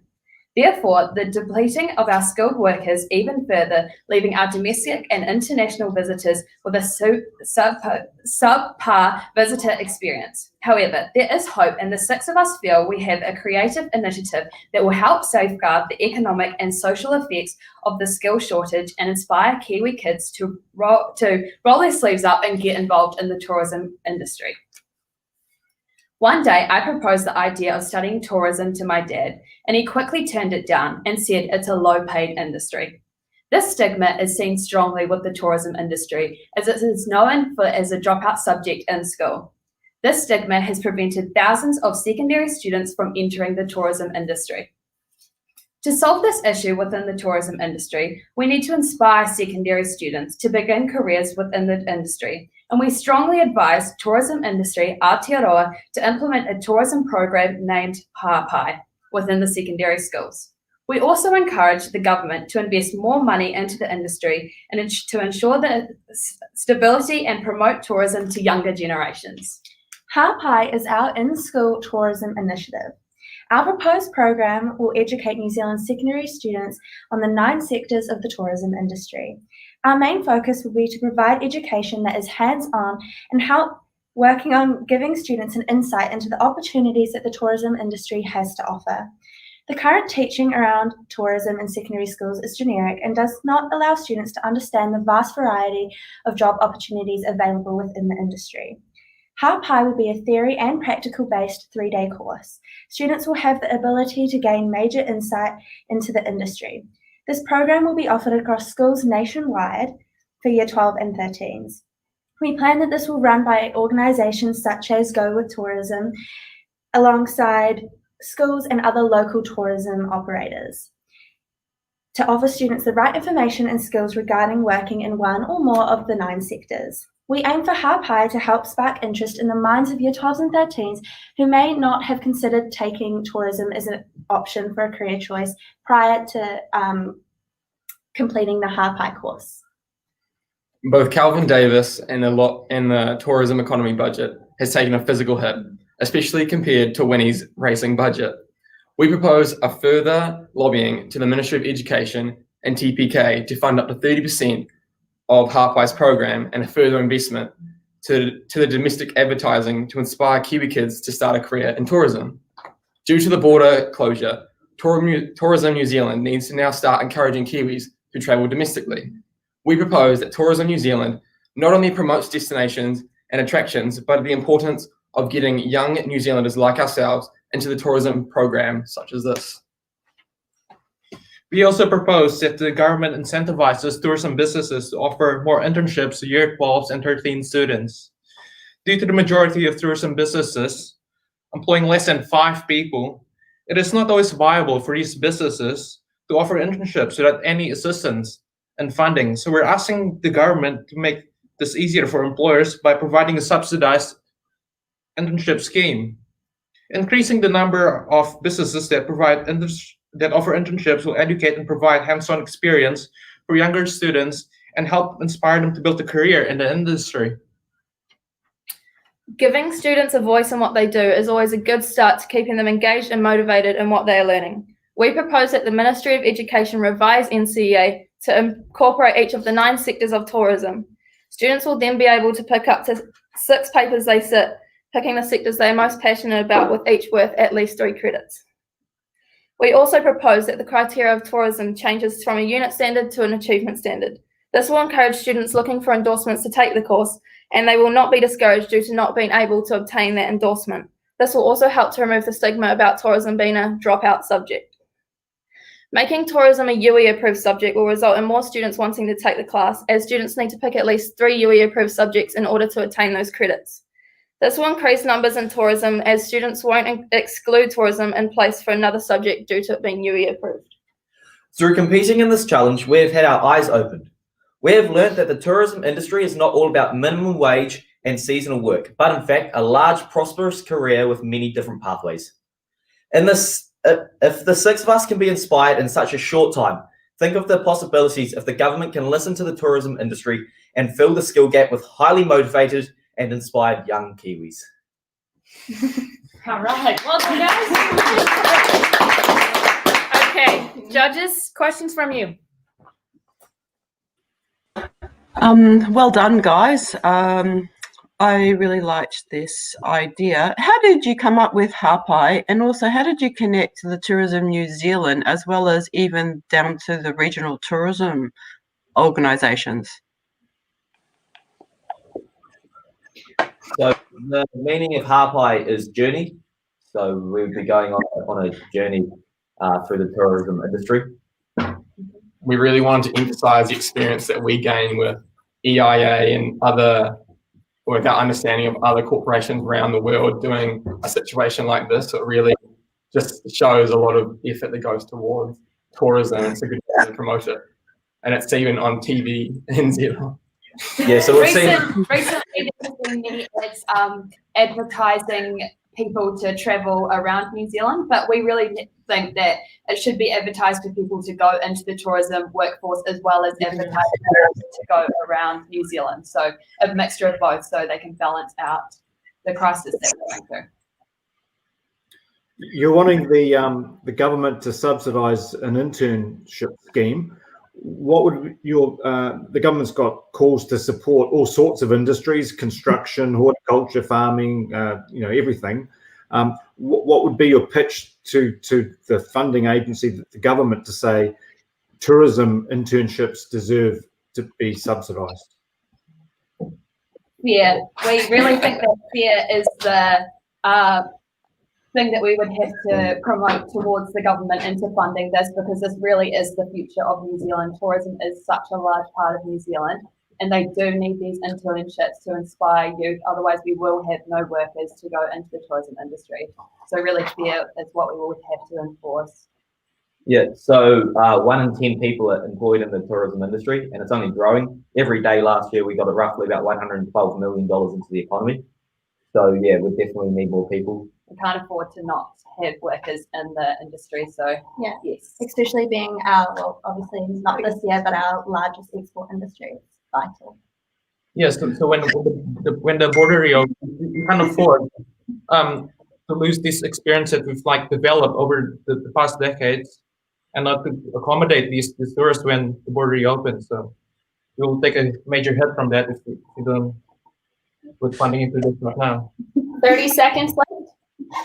Kapai, guys, I think you did a great presentation. I was really interested. You picked up on something there around mental health, and that by coming into the tourism industry, you think there'll be we'll have a better balance of people's mindsets, health, etc., etc. Can you just expand on that a little bit in terms of how you came up with that idea?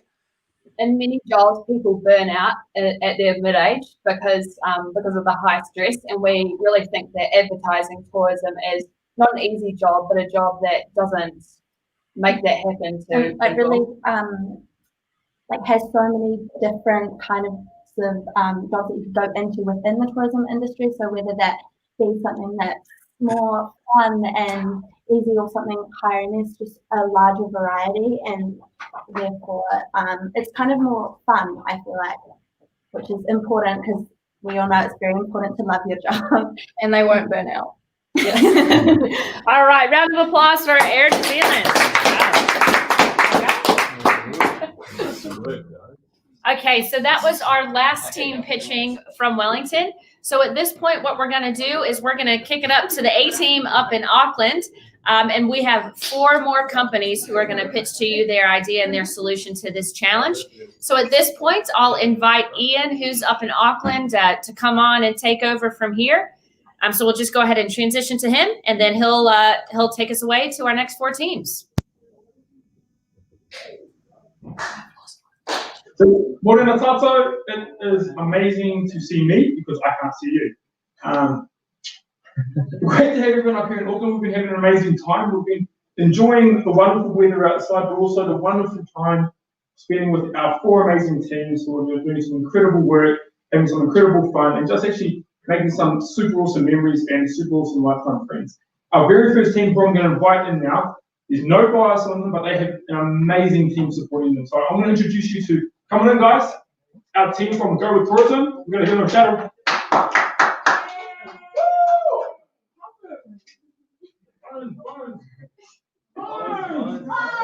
Yo, so this is Team Go With Tourism. Take it away, guys. Tourism was New Zealand's largest industry export in 2019. It should be the nation's pride. Students should be fighting hard for an opportunity in this field, but they aren't. Why aren't they? Let's take a look at Dom. Dom hasn't thought about a career in tourism because why would he? His parents, teachers, and I'm gonna pause it here. I just know what you get nervous, my friend. So we're just getting the PowerPoint sorted, and we think we're almost ready to go. Then I'll get our team to click us off shortly as soon as they can. If you guys want, it's easy for us.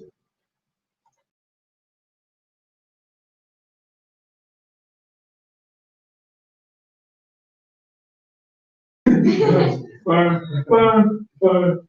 Team go with tourism. It's on. Should I take it from the top?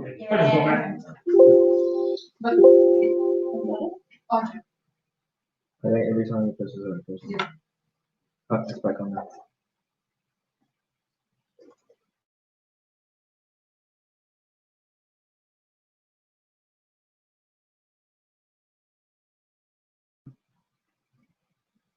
Tourism was New Zealand's largest industry export in 2019.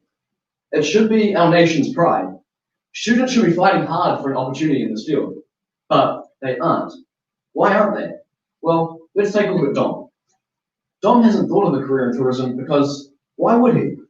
His parents, teachers, and friends are constantly putting down the idea of a career in tourism, dismissing it as a bit of a dropout career. I don't need to tell you that this is a problem.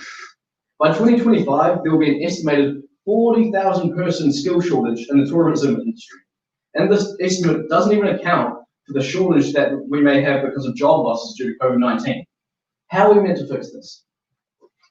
What we're proposing is a development program facilitated by several host companies in the New Zealand tourism industry. Students like Dom work a small time for each host, trying their hand in different tourism sectors. Half their time would be spent here, whilst half their time would be spent overseas in countries like Australia with host companies over there. During this time, host companies cover students' costs, they train them, and they pay a small allowance so that they can see the sites and continue to be social. This is a sweet deal for students because they get their OE experience of seeing the world with mates, but still come home with skills and good job prospects, not to mention zero debt. It's also sweet for the host companies because they get cost-effective work and their first pick of talent at their end. This talent is also more likely to be retained and add value to the industry and not quit after a couple of months, as is the current trend. Partnerships. As a proud New Zealand initiative, Go With Tourism should be looking to partner with as many iconic Kiwi businesses as possible. Air New Zealand is one of the many businesses that could be a viable placement partner as they are big both on the domestic and international stage and have the resources to provide an unforgettable experience for our friend Dom. Air New Zealand is a well-respected, exciting business that could provide him with the skills he needs in once-in-a-lifetime opportunity. The program costs just $550 per student per week for hosts because, you know, students are cheap when they're with their mates and they're overseas. Well, keeping them happy is anyway. Other costs include paying for student incentives like a cool night at the hotel, as well as the time for the invaluable training. But these costs are actually surprisingly low when you consider that we provide hosts with crazy cheap labor and youthful brand ambassadors. Furthermore, for every worker which we introduce into the tourism sector, we facilitate $60,000 per year, which tourists can now spend in that sector, making the program financially viable and then some. Given the pressing skill shortage mentioned before, time is of the essence. Such as, we're setting out the ambitious plan of getting this program up and running in approximately 2 years. We understand that must seem bold, but isn't New Zealand bold? In the first 6 months, we will focus on admin, and after a year, we will begin to push marketing to students and will develop partnerships with tourism companies. 6 months after that, we will have everything in place to blow the socks off our first cohort of students. It's tight, but when New Zealand's tourism, a key foundation of the very fabric of our country and its economy, is in jeopardy, every second is important. Meet Dom. Dom's journey in tourism begins in the North Island where he lives. He gained skills in the tourism industry for 6 months from Air New Zealand and his Sky Tower bungee jumping experience. He then moves down to the South Island for another 6 months, where he partners with another 2 companies to learn different things.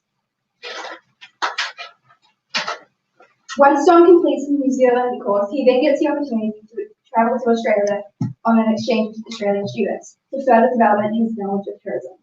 Dom then returns to New Zealand with a wealth of industry knowledge, skills, and experience. He immediately begins working in jobs he's already secured from the companies he's been working for and build relationships with the New Zealand program. So let's revisit Dom before he decided to go on the program. He's being pressured from multiple directions to attend a conventional tertiary institute. but he wants an adventure. He just can't find the right opportunity though. We propose a marketing strategy where we use targeted social media ads that are designed for secondary schoolers of age 16 to 18 on platforms such as Snapchat and Instagram. With our targeted ads, Don sees an opportunity to travel adventurously whilst earning money and gaining skills. Doesn't that sound a lot better than sitting in a dull and stale lecture? To top it off, he's guaranteed a job after his fantastic experience and is already trained for the role. And for the first time in his life, Don gets excited about his future. And we believe this is an opportunity a lot of secondary school students, including ourselves, would truly be excited about. Due to our common goal, we have proposed a partnership with the Ministry of Education. Go With Tourism would be able to get into schools and put on expos. Parents, teachers, and students would attend these expos and then leave with a fresh and positive perspective, excited about the futures in New Zealand tourism. Aren't you excited too? Exchange tourism, exchange wisdom. Go with tourism.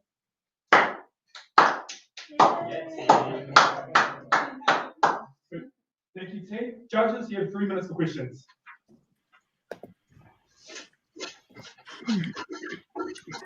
I'll jump in. Just with regards to your presentation and your business plan that you had submitted to us, you talked about just under 500 students per year being placed. Can you just expand on that a little bit, because it seems quite a big number for a startup organisation, as to how you'd actually go about achieving that? Was that one of you guys, or did I misspeak?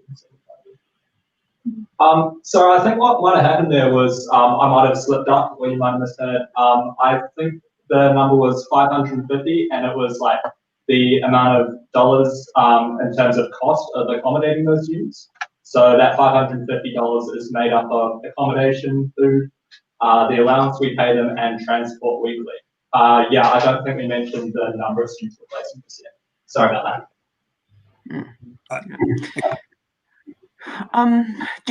I would like to jump in here. So 550 and you get supported with 750 from the government. What do you think about the pastoral care? Who will be managing that? How it's going to land? Sorry, you said something here. Do you mind repeating? Oh yeah, sorry. Pardon. Yeah, how do you see it landing? Because majority of the tourism and hospitality operators are small businesses, and they don't actually have a HR division set up. So how would you see this would land? Like, have you thought about a pastoral care connectivity part? As I believe was mentioned in our report, we would really focus on hiring human resources people to work with these programs around where people are placed, in order to have a form of pastoral care for these people that these small businesses may not be able to provide. Right, so that's the 15 human resource workers. Yeah, great. Mm-hmm.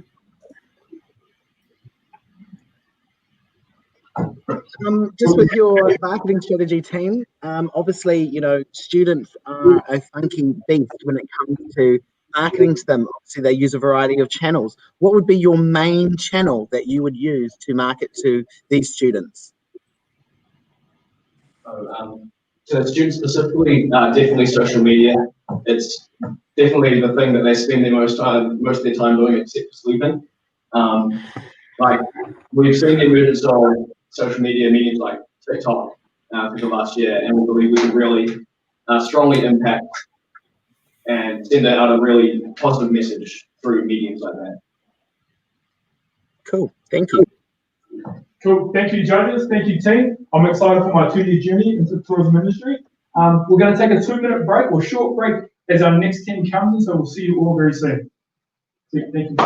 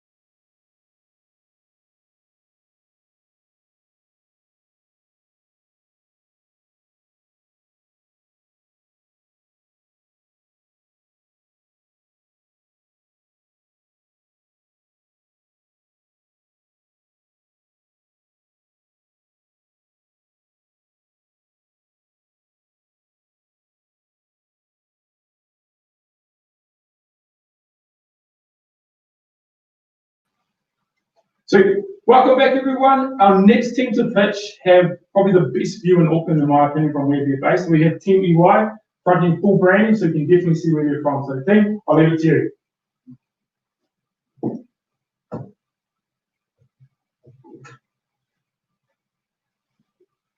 Kia ora, ladies and gentlemen. Welcome on board EY 370. This is your captain speaking. I'm warmly welcoming you on our flight to Auckland, to the land of opportunities for tourism. We're about to take off, so buckle in and get ready for liftoff into the future. What's that? There's a shortage of staff. Looks like the flight to the future of tourism is now delayed. What is causing this shortage? Well, senior school students do not hold the belief that the tourism industry promises a stable income and a meaningful career. Now, why is this? Because of the stigma that is associated with the tourism industry. Low incomes and unmeaningful careers is simply not true. Tourism alone is responsible for nearly 10% of New Zealand's GDP, and secondary school students are not currently being exposed to all the different aspects and opportunities of the tourism industry.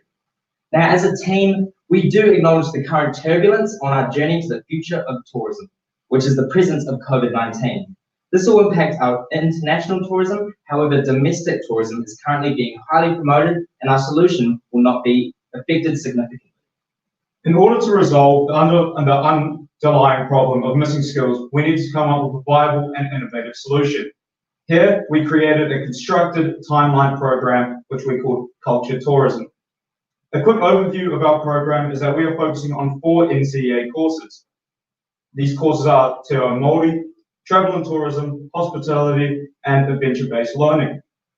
We particularly wanted to focus on promoting Te Ao Māori, including basic language that we can teach in the program, as well as focus on the historic landmarks and cultures that the Māori culture have ultimately made New Zealand what it is today. We believe that it is time that we promote the Māori culture to a much higher standard than we currently appreciate it for. The compulsory Year 7 to 10 program will be more so an introduction to these 4 courses, instead of being extensive learning, which will be seen in the senior years of high school.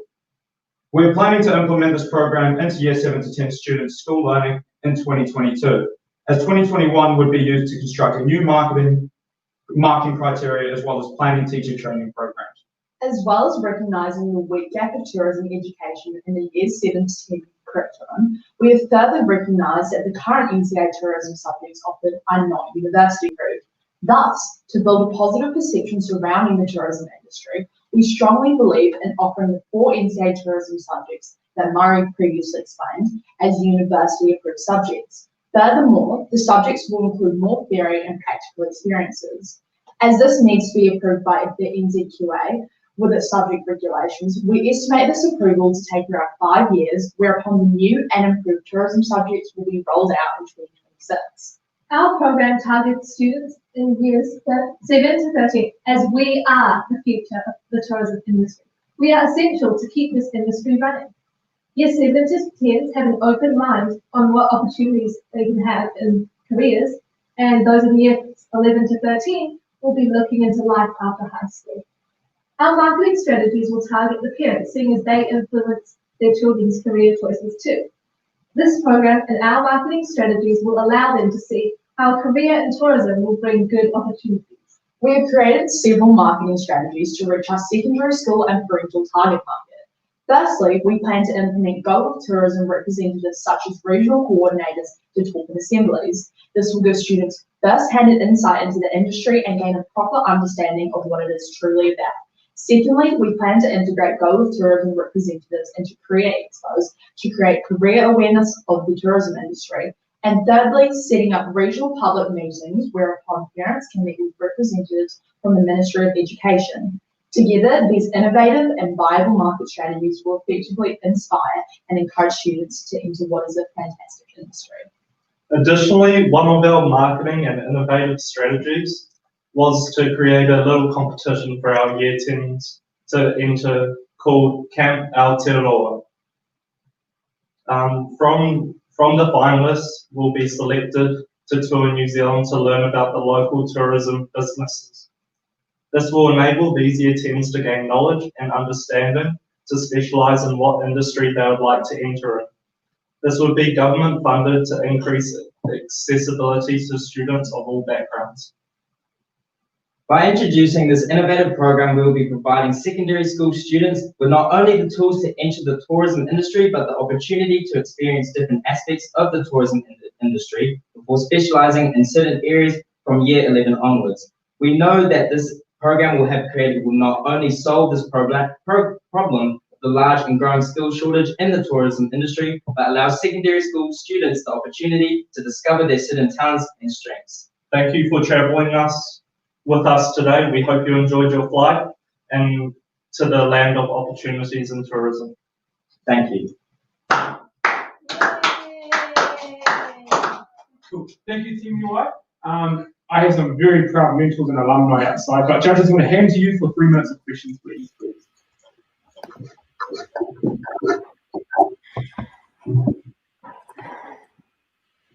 Okay, I'll go first. See now.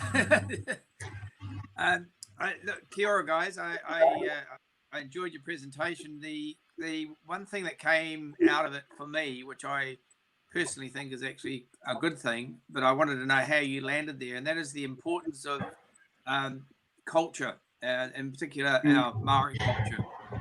How did you come about to decide that that is actually an important element of the tourism industry going forward? Yeah, well, for Tourism New Zealand, the Māori culture is what people want to experience when they come to New Zealand. When people come to New Zealand from overseas, they want to experience this Māori culture, this Māori food, these historical landmarks. And when we talk about our 4 incorporated subjects, for which we incorporate Te Ao Māori, with our meaning the world, and Māori as a whole, and their culture as a whole, we're talking about the foundations of life, of the whole Māori culture and the world and New Zealand and that has on the tourism industry. When you look at do you think it goes beyond the tourism industry? Pardon? Do you think it actually goes beyond the tourism industry? Yes, for sure. So yeah. Yes, it does. Yes, that was sort of my question too. With the proposal for a culture tourism course from years 7 to 10, is the emphasis there really on a culture and societal understanding course that tourism might feature in, but it's the need there is really about helping us all understand who we are as New Zealanders in the place of culture in New Zealand, with tourism an aspect of it. I think that's exactly right. We need to understand our cultural identity, and I feel like that's something we might have missed, as an opportunity as us as high school students. We weren't proposed with this idea where we were forced to, it was compulsory to take Te Reo Māori, but I wish that we were, because we could have actually learned more aspects of our culture and how we can embrace it and how we can actually identify ourselves and promote that, because I think it's a massive tourism industry that we can promote. I love your slogan, students today, leaders tomorrow. Obviously, there's 4 university-approved NCA subjects that you're wanting to get in. A lot are jam-packed. That means you've actually realised, or in your minds, you've thought that actually tourism needs a heavier focus than what's currently there. What made you come to this reasoning?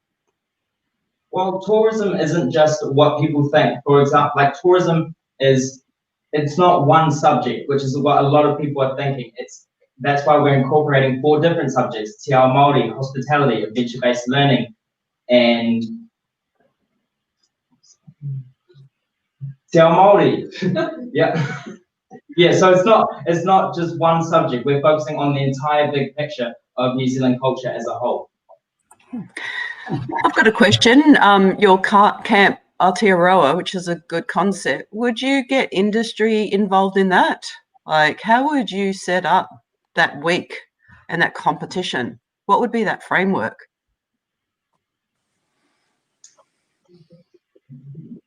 Okay, so for Camp Aotearoa, so basically it would be around a week where year 10s,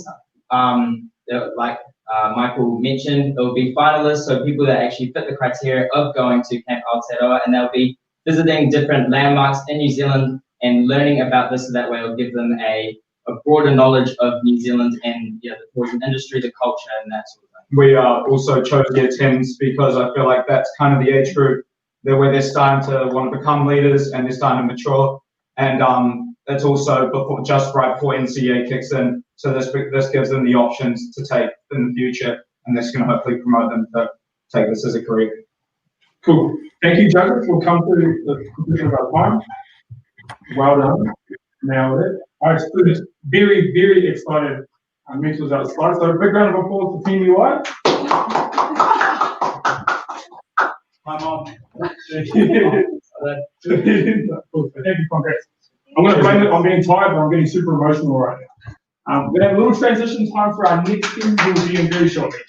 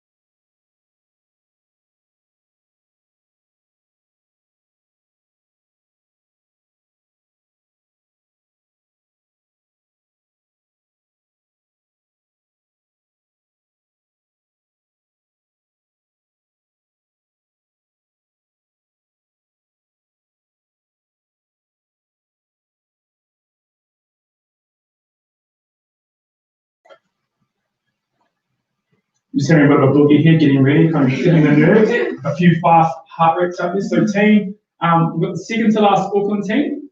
Not 3, not 2, not 1, but team 0. So team, I know, I love my dad jokes. Team, best of luck, enjoy it, and we'll see you on the other side. Yeah, guys, I've been thinking about saying an arts degree. That is the saddest thing I have heard all week. Hold up. I saw this the other day. There's so much potential. Is this really the career you want to go into? Yo, where's that from?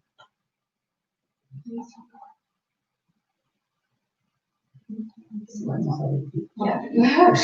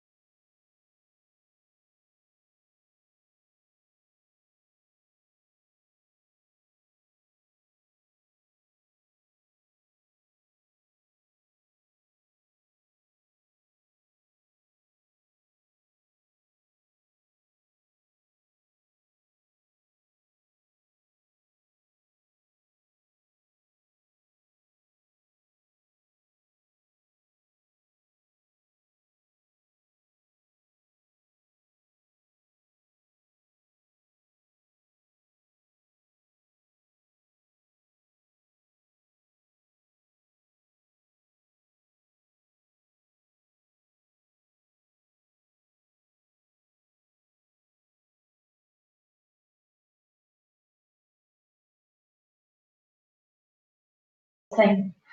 So, and we're back again. Okay, so team 0 on 0, okay?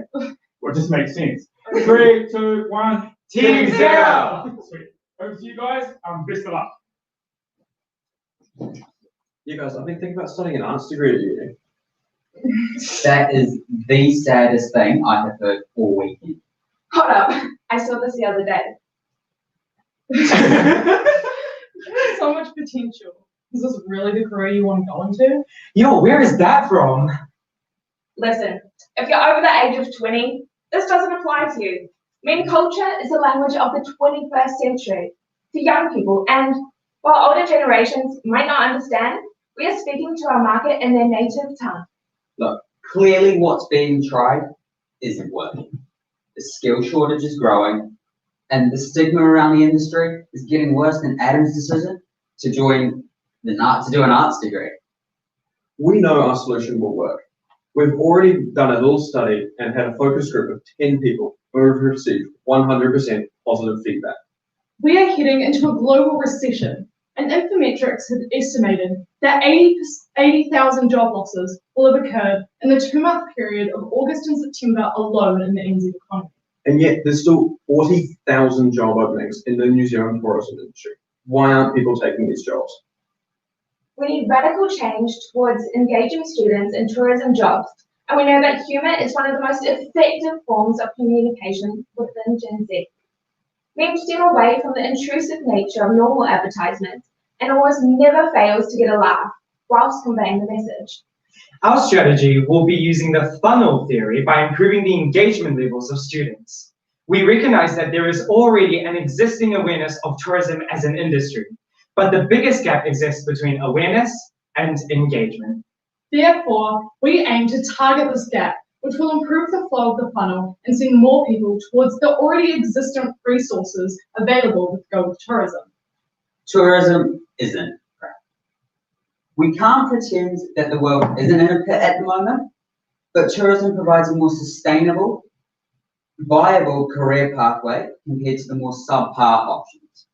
Tourism is a constantly growing industry, and it has the beautiful nature that anyone that is interested in the industry will gain adaptable skills they can apply anywhere else in their life and anywhere in the world. Get this, every 60 seconds, 347,000 Kiwis scroll through Instagram, with our target demographic making up 30% of platform's users. That's a lot of teens. On this platform, photos generate 46% more likes than videos, with memes being constantly shared amongst users as entertainment. From these statistics, it is indisputable that Instagram is the most effective sales channel for our social media campaign, especially when the engagement rate is 10 times greater compared to alternatives like Facebook. It's already home to many iconic Kiwi meme pages, whose follow base proves the potential of advertising with memes. We can expand our channels domestically by doing paid promotions with these channels. These meme pages are created by New Zealanders, and they're targeting towards our target audience already, so we can partner up with them to engage with our audience in a different channel. The same can be said about meme culture, which allows us to quickly adapt our campaign for overseas operation. Our strategy is equally as effective overseas. Memes don't discriminate, they transcend for geographical boundaries, receiving similar responses regardless of location. We can pump these bad boys out in no time at all, meaning this entire campaign can be launched tomorrow. So, Matt, give us a call. This table shows our potential reach in relation to our spending throughout the length of the campaign. To utilise our financial resources, over the first month we will trial our posts to see what truly resonates with our audience, so that in the following months we can expand on our most successful designs. The total reach demonstrates the number of times that our post will appear in the Instagram feeds of our target demographic. This is an opportunity as, if our campaign appears multiple times in the feed of one consumer, they will be more likely to interact, as one style of post may resonate better for that unique consumer. For example, the army on the left may resonate better with people planning to go down specific career pathways, but Shrek may appeal to a more general audience. Put yourself in the position of the cat. Imagine the positive experiences that New Zealand youth can gain by taking the first step into a career pathway in tourism. Hey, maybe you don't understand where we're coming from. But that's okay. This strategy has been tested and we know it works. So come on, Go With Tourism. Help us show our young people that tourism isn't crap.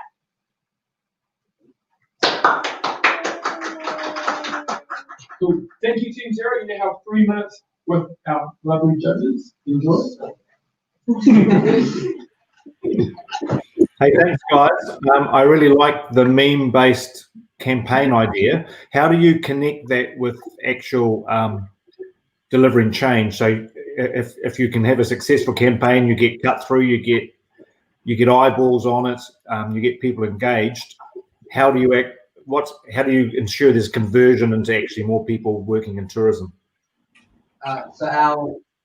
All of this will be through Go With Tourism's social platform. So from the pushed photo memes, they will link to Go With Tourism's website, that sort of thing. So we're trying to get them to learn about tourism, be interested, and from there, Go With Tourism can do the great work they're already doing. So you're saying that tourism would actually be the area in which we'll be able to measure the conversion. Is that what you're saying? Yeah, so the conversion will be, people will see our post and they will already be aware of tourism, but now they'll be interested because it's a bit out there, it's a bit weird. And they'll go see Go With Tourism's page and they'll have a little bit of research. And then from there, Go With Tourism will be able to deal with them and bring them into the industry. So you'll channel the people to the Go With Tourism website. Yeah, exactly. From how I see it, team, you're being our marketing solution. I think you've probably looked at our marketing side and gone, right, we don't think that's reaching our generation. So what we could do as a marketing team is come in and do some memes that could knock some socks off some of those young people and get them straight to us. Is that correct? So you'd become technically like our marketing agency. Yeah. How are you going to address the university entrance issue? Like, I love the marketing and getting the awareness. How are you going to address that? So that issue's outside of the scope of this particular campaign. There's already some great agencies working on how to change that, but that's a big issue. It's going to take us upwards of 5 years maybe to fix that. So we could support that with some extra campaigns, but this campaign is solely focusing on bringing people to Go With Tourism. All right, targeted. Okay. Cool. Judge, we have time for one more question. Is there any remaining? All good here. All good. Awesome. Thank you so much. Thank you, Team Zero. Thank you. Judge is going to take another 2 or so minute break. We've got our last team from Auckland coming very, very soon.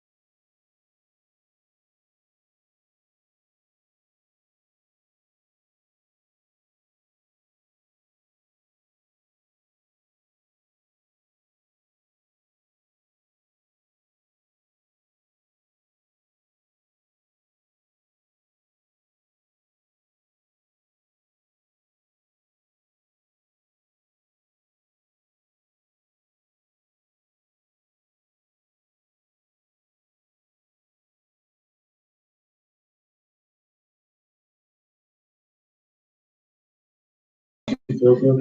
That makes you feel good. Welcome back, everyone. We now have our very last team from Auckland and also of the day. It is New Zealand Trade Enterprise Farm Makoto. According to them, the number 1 NZTE team. But we'll get that team over to you and we'll see you on the other side. All on board, fasten your seatbelts, exits on the left and exits on the right. I wanted to be a flight attendant since I was born, but that changed when I was told to aim higher and brighter because I was smarter. Matt, Norm, Julie, Chris, how do you feel about this? Industry leaders in the tourism sector being told that your industry is regarded as second class. Let me introduce you to TAP, the Tourism Adventure Program, so you can tap, tap, tap in. Currently, tourism is underappreciated in high schools within New Zealand, but TAP can fix that. Tourism Adventure Program, or TAP, is our pilot program, ready for deployment into New Zealand high schools to safeguard our nation's biggest export. TAP taps into talent in the tourism industry and brings it right to the classroom. We've designed a world-leading holiday program to be run over the course of Year 12 to Year 13 holidays to encourage growth and practical experience in tourism-specific industries. Our vision is to safeguard our exciting and growing industry from potential skill shortages and encourage more secondary students to pursue careers in tourism, not just jobs. Our focus on careers aims to remove the idea that tourism industry is just entry-level jobs and provides careers with opportunities that earn more than minimum salaries to live on. A major aspect creating a difference with TAP is the large focus on parental campaigning, as well as inspiring youth. We have found that a major barrier for the youth is the stigma created, so the best way to tackle this is by starting with the people who support them. TAP's goal includes sharing various types of success one can experience in their career, not always economically related. By further educating parents in the importance of different types of success, TAP will inspire all students to define their own success in a way that works best for them. Work experience and apprenticeship placements exist. We're not just here to provide another agent for secondary school students to connect with in a highly saturated, yet currently unsuccessful market. We've innovated on the current business model, and we've created a new model to inspire change and create sustainable growth within the industry. Our innovation comes in the form of marketing to parents. The biggest issue we found was a parent's perception on tourism careers. It's seen as not viable and more of a dropkick subject, which puts a barrier to entry up for young people. An innovative solution to this problem is not only to promote the program through schools, but to make sure things like emails and notices get sent out to parents to offer them the opportunity to attend conferences, which educates them on what tourism in New Zealand can really offer their children. TAP is a New Zealand first innovation. With experience in this program will offer, students will be able to experience behind-the-scenes tourism for the first time and learn what makes New Zealand tourism a hit around the world. TAP would be able to utilize social media platforms to gain student and parent interest in our program, creating clear pathways to reach this target market. But the real issue is targeting parents.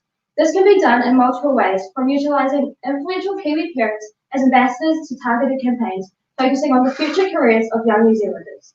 We could also use Facebook to raise awareness of the TAP brand, credibility, and we'll touch on the topic of breaking down the negative perception and stigma around taking tourism as a career option path. Having well-credited organizations as sponsors and key ambassadors is important to create that element of trust and credibility to TAP. We've decided that marketing to parents is the key to our program's success, and this will encourage parents, due to this, we will encourage parents to attend information evening and help them gain engagement within the industry. By implementing the program in school holidays, TAP has improved its viability and practicality, as this is the time students are willing and able to expand their learning and experiences of the world around them, or removing the reliance on schools to play a part. Initially, COVID-19 was seen as the tourism industry's end-all. However, TAP sees COVID as an opportunity to develop domestic tourism, giving students a chance to experience New Zealand tourism rather than travelling abroad. Due to the economic benefits of TAP, there will be massive flow-on effect of growing the New Zealand tourism industry, which can therefore be put back into the program, creating our sustainable business. Funding will be available considering tourism is such a big industry in New Zealand, from the government to corporate sponsors who will all benefit from the success of TAP. Partnerships are also another opportunity to fund this program, with both the New Zealand School of Tourism and the Queenstown Resort College in need of students who will learn valuable skills from our program. We aim higher, we are brighter, because now we are all smarter to be a part of the Tourism Adventure Program, which enables you to define your own success and future when you just tap, tap, tap in. Thank you. Thank you. Thank you. I was going to call you Team Tap because I feel like you kind of built that rep. NZTE. Judges, we have 3 minutes for questions, and then I will jump back on. Enjoy. Well done, Tap. Can you just expand for me, please, on how you actually get the students to take up this TAP course or TAP journey? What we're going to do is get on promotion. We will get a lot of sort of promotional speakers into schools with things like assemblies and stuff like that to talk about the program that we're offering, why they should do it, where it is, all kinds of things that they'll be involved with, and hopefully convince them to try sign up and get down there. And a lot of our innovation on that is parents. Like, a lot of the biggest issue when talking with Go Tourism was the parent stigma behind the tourism industry. So as well as converting students, we aim to convert, well, not convert the parents, but encourage parents to let students pursue a career in tourism. You look at charging $1,300 per person and talked about scholarships and some funding opportunities that may be there. Obviously, money can be a barrier to some families. What could you do to avoid people having to pay to ensure that there was no barriers? So what we looked at was the actual cost of getting a student there would be $1,300. However, with partnerships we will create within the tourism industry, it will reduce this cost a lot, like partnering with airlines and hotels as well. So we aim to get it down to about $50 per person, but this may vary depending on like the amount of funding we can get. But then we also have other opportunities for students where this would still be a barrier.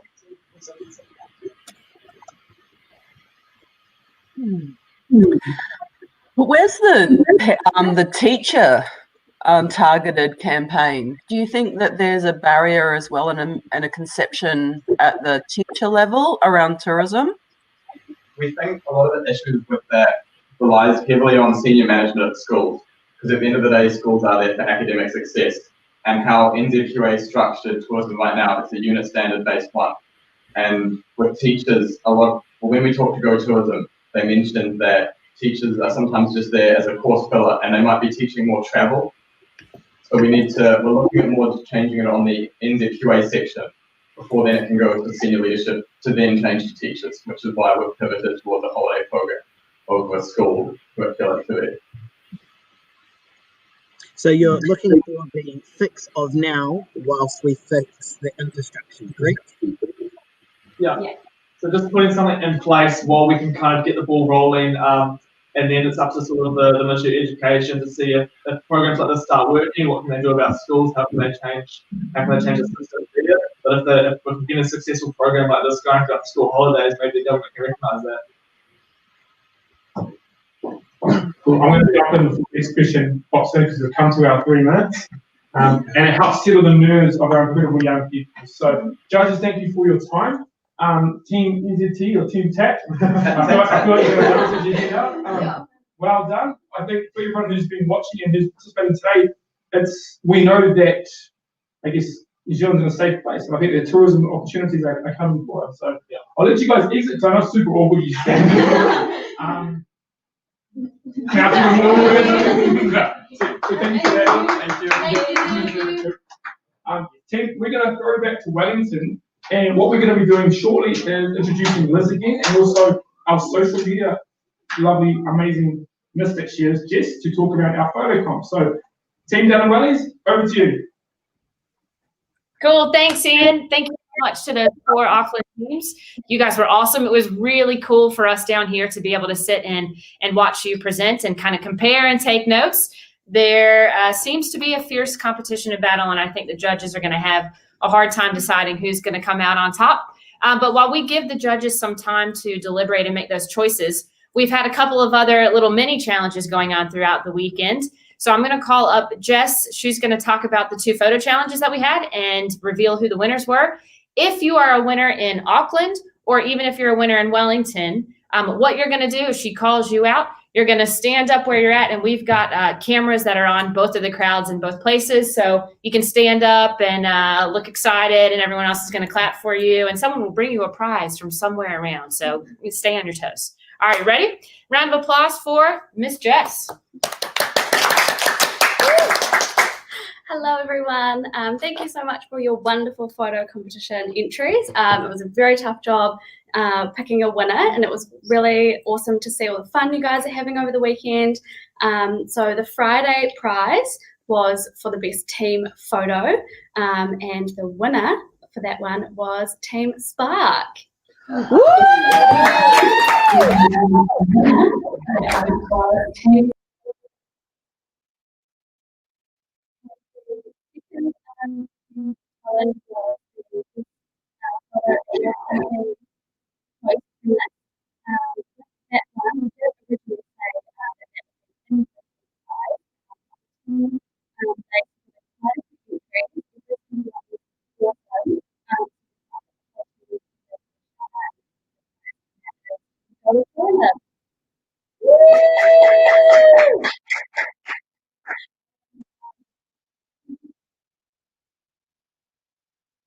right, done.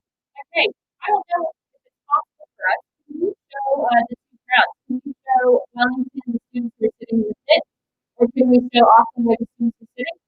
See if we can get that going so y'all at home can see where they're all at. We'll know if we can at this point, but we will switch to it in just a second. But we haven't mentioned this yet.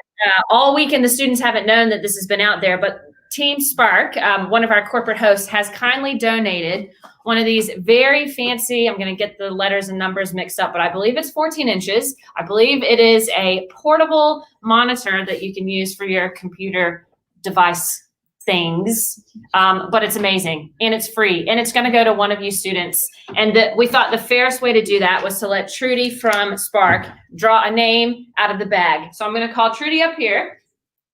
And in the power of television, we're going to be able to deliver this either to Auckland or to Wellington, depending on where they're at. All right, ready, Trudy? Cool. Honors. Okay, so what's in here? And there is, oh, yeah, keeping that right. Going back. Sorry. All right, cool.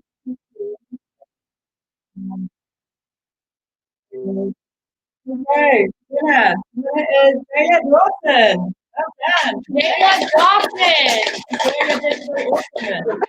Nice. Thank you very much, Judy. Yeah. Taylor, I think, yeah, Taylor.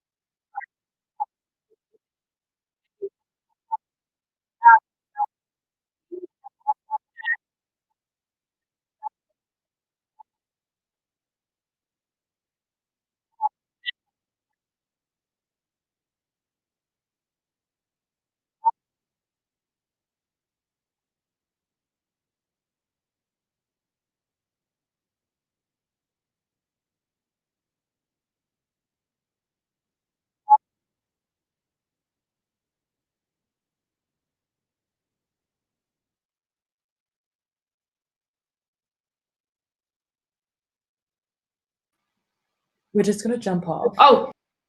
Whoa! We just bombarded you. We took over because Wellington, you're having some tech difficulties. Everything seems to be running pretty swanky up here in Auckland, but we thought we'd jump in and kind of take over the show for a little bit. Liz, you have a wonderful smile. I'm sure you're saying amazing, amazing things, but unfortunately we couldn't hear them. We've got some excited students up here who won some cool prizes as well. But I guess for me, there's some guests outside. What I used to want to kind of, as we sort things out in Wellington, to share a few kind of anecdotal kind of thoughts from the weekend. Each night as a group of students with Young Enterprise, we've had the opportunity to have debriefs and just sit with the teams and have them to highlight, one thing they enjoy, one thing they learn. And it's super, I guess, incredible what you do hear from the mouths of young people, but also quite, it's a chance to self-reflect. and to kind of hear a little bit about some of the insights and the impact that a weekend like this has had. And so I'm going to pick on a few that I guess really stuck out to me. They were ones that actually start getting a little bit emotional, and I'm tired of really, a lot of us have been up to 1, 2 in the morning most nights, and so you're relatively vulnerable already. But we've got a young man who talked around just the opportunity to actually spend time with each other and actually eat with other people. Ivan, I'm looking at you, and I can tell that he's smiling because he is the happiest young man in the world who just tells that people should be smiling all the time, which is incredible. Other little tidbits from the nights that we'll share with our young people is the opportunity to meet people that they know they've never met before. The chance to actually check it with young people who think similar to them, but they've just never had the chance to connect because of where they are and where they go to school, things they do. Liz, I think we've got you back. Now, fingers crossed that things are going to be good. I'm going to flip down to you for you to carry us on, please. Ian, I think you just threw something out. I got it. Thank you very much, Ian. That is took me straight back to lockdown days when you're sitting on Zoom and you're in some sort of meeting, and then about 2 minutes later, somebody puts a chat in there and says, can't hear anything you're saying, you're off screen, you're frozen. Good times, good memories. Well, what I was saying, and now I'll say for the rest of you to hear instead of just me in my echo chamber, is that this weekend we've also had a YES alumni who's done YES and also done EIA before come and mentor each one of our YES companies. So these YES alumni, some are based in Auckland and some are based in Wellington, but we have others who have actually traveled to one of the 2 cities just so that they could be here and help out with the students this year. And we've got a few of these alumni who wanted to give a couple of words to our current EIA students who in approximately 2 minutes will be transitioning to EIA alumni. And they just wanted to talk to you guys directly about the opportunities that lie ahead of you because of your experience here. So I'm just going to turn it over to Anna, Abby, and Yanni to talk on behalf of the YES alumni. Hi everyone, my name's Anna, this is Abby and this is Yanni, and we are EIA class of 2018. We were in Team Asia New Zealand, so a little bit of a shout out to you guys. This year we had to jump ship a little bit, shift our loyalties to our new teams. But yeah, we just wanted to jump on here to have a bit of a rave about, well, not have a rave, but rave about how awesome Young Enterprise is, how awesome EIA is, and also how the journey really doesn't end here because of all of the amazing skills that you can make from experiences like this and also the friends that you make. Awesome, I'll hand over to Abby. So personally for EIA helped me grow my YES business, so I'm still actually carrying on with that right now. And it helped me get investors and grow my way of doing things, as well as EIA, I think really opened up opportunities for me, like looking at different things, like kind of what you've been doing all day and all yesterday. And I think one thing to take away from EIA is definitely make use of the connections you have here. You've got so many people in the industry, whether that be in your mentors, your corporate hosts, everyone here at YES. Like, keep in touch with them, ask questions. We're all really wanting to see what you guys do in the future. So yeah, for sure, reach out to anyone and everyone. Awesome. I mean, they sort of summed it up both really well. So I'll try and say a few things. So look, speaking around the judges, or not the judges, the mentors, and the other people involved with EIA this year, just about the difference between the pitches and knowledge from Friday's challenge to today's challenge. And just how much you've improved over the weekend, it's incredible. But like Abby and Anna said, that EIA is awesome. It's a building block. It's a little bit of a standing block. But now you've been given this amazing opportunity. Take it to the next level because you've all been given 2 or 3 mentors, coaches for the weekend. But now's the chance to actually take that back to your business and do some awesome stuff. Myself, Abby and Anna, all the other mentors involved really, really want to know what you're doing. We really, really want to help. So if there's any way that we can help, please get in touch because that's what it's about. But it's also, a bit of a welcome to, the alumni family now. It doesn't just drop off a cliff once you finish high school. There's heaps of cool things to do. So yeah, take advantage of it and have fun. Well done, everyone. And just before also just wanted to say that we were really impressed, and personally I was inspired by the awesome creative innovative ideas that we heard in the pitches today. we all know how you are probably feeling right now. So relieved that it's all over, absolutely tired and probably hungry for lunch. I know that I definitely am. So yeah, it was just awesome to see how well you guys worked together and the ideas that you came up with. So good on you. Well done, everyone. Right. Cool. Thank you very much, guys. Really appreciate that. And again, thank you to those of you alumni who traveled to either Wellington or Auckland to give up your time this weekend. And I know you made an absolutely huge difference. I saw quite a few of you in the Wellington side of things at the hostel last night, even after hours from when you were officially done with the day, just being there and helping the teams with their pitch and giving them feedback and advice and questions. So it was really invaluable to have you guys here. So thank you very much to all of our alumni. Okay. All right. So I've got, before we get going into the judges, we wanted to give out a special certificate to all of the students. So back in the beginning, when we first opened it up on Friday morning, Jeff Stengel from Massey University talked to you guys about what each EIA participant was going to get. And Massey University is awarding all 80 students this year a $1,000 scholarship for the business school. So in Auckland and in Wellington, there's going to be someone coming around to hand your team your individual certificates so that you've got that. It's got all the details on there about what you do to access that $1,000 scholarship. Huge thank you to Massey University for providing that for all of our students for being here. Okay. So we're just going to go ahead and pause for a quick second. The judges are still deliberating, but they are almost done. They've told me that was the off-air message here. They're almost done. So I'll spare you jokes or a dance or a song. And what we're going to do is put up the holding slide, but do not go far because it won't be long before the judges come back and announce the winner. All right, we'll see you back here shortly.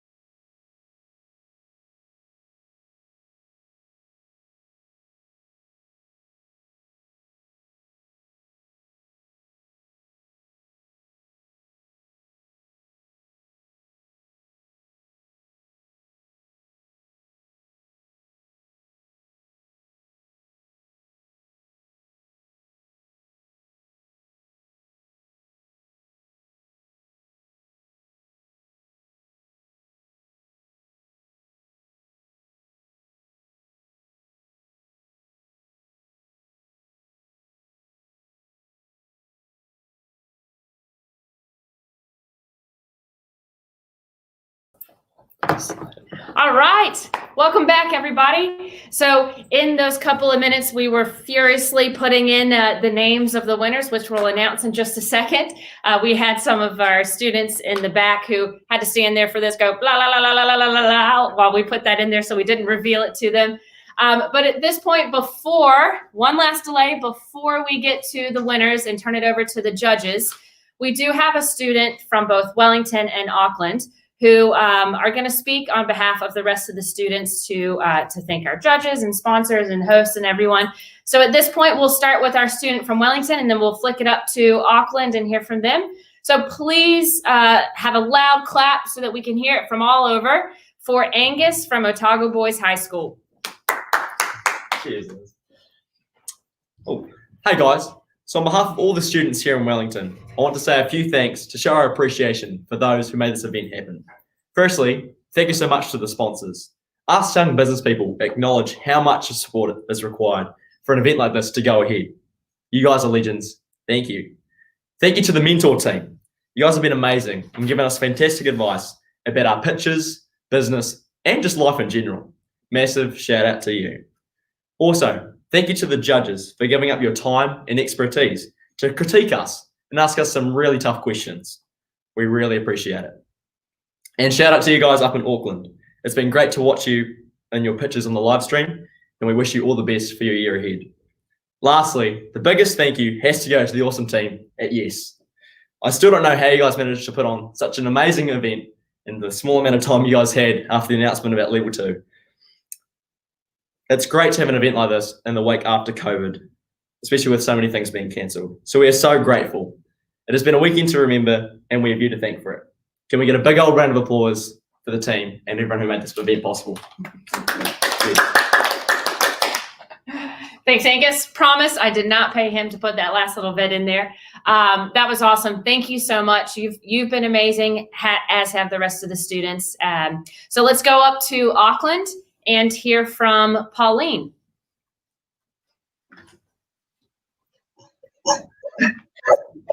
What up, man? Hey, this is Pauline, St. Mary's College. She's throwing it up. She's our student rep or a student shout out for Auckland. So she might have a song for us just to kind of peer pressure a little bit. She's a bit of a performer. Tap, tap, tap. Kia ora, I'm Pauline, and EIA 2020 was filled with fun, a lot of new memories and new experiences. Throughout the weekend, we learned that teamwork makes the dream work and met many friends we'll stay in touch with. When COVID-19 hit us hard, personally, I thought we wouldn't even be here. But everyone fought for us hard to ensure that we still had a challenging yet worth it weekend. They made it work despite the technological risk, but as Benny said, they stuck us like glitter, glitter, glitter, glitter, with 2 meters social distancing and masks, of course. So, behalf of Auckland, thank you to Yes, the sponsors, alumni, mentors who gave us free food and free blue V's every day. Probably not good. Host companies and everyone who gave up their own time to making sure that this weekend was eventful.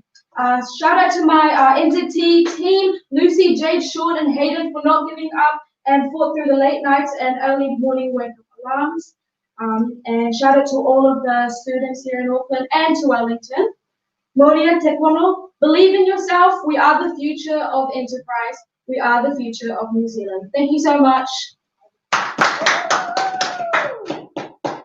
Liz, back to you. We're waiting for some news. I'm gonna throw a ball. I want you to catch it. So I'm gonna. You ready? Hold on.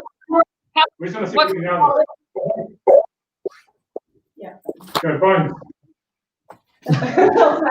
Other way. Oh! Back to you, sis. I think we could practice on that, but we'll get that one right. Thanks very much, Ian. Pauline, that was awesome. Great to hear from you, and really cool to hear what your experience has been like up there for your Auckland students. So at this point, I think you guys are done with me and ready to get down to business and hear who the winners are. So I'm going to go ahead and call on our judges so we'll be able to see them. And I believe Matt from Go With Tourism is going to be taking the lead on announcing who our winners are today. So we'll turn it over to Matt.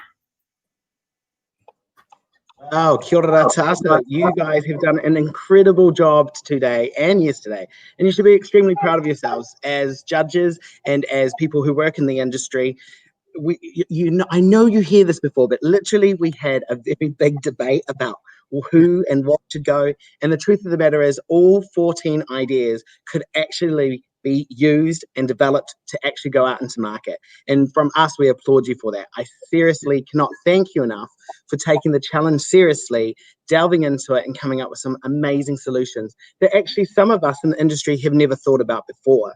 The other side is that you've thought about some of the impacts that COVID-19 has severely had on our industry and will continue to do so until our industry is ready to recover. And, you know, we may have some issues at the moment, but you have seen the light at the end of that dark, gloomy tunnel that gets, you know, portrayed by the media. So well done to you all. I want to take a moment to obviously say thank you to the judges today for joining us. Julie, Chris, and Norm, it was fantastic to have you on board, listening to our awesome rangatahi as they talk about the challenges that we face within our tourism industry, but some of the amazing opportunities that we have found to actually overcome some of those problems. I want to thank the amazing Young Enterprise Scheme for allowing us to be one of your supporters and all the amazing supporters that we have here. And a huge shout out to the Grid AKL, who actually made this possible in Auckland, in Tamaki Makaurau, for us to have our awesome Auckland students here.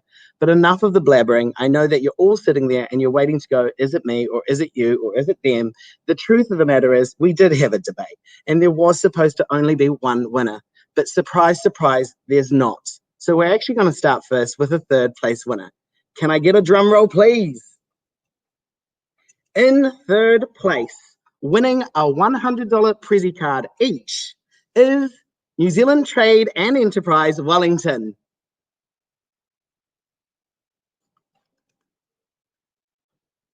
Trade and Enterprise Wellington.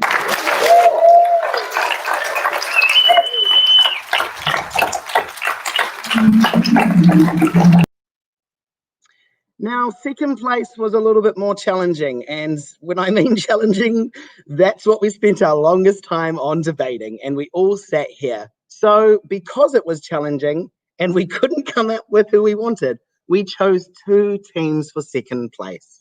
And those people who have won that spot, those two teams, are actually going to win an AJ Hackett experience that they can choose to do in Queenstown, Taupo, or here in Auckland. And the two winning teams, drum roll please, is EY in Tamaki Makaurau and Asia New Zealand in Wellington. EY in Tamaki Makaurau and Asia New Zealand in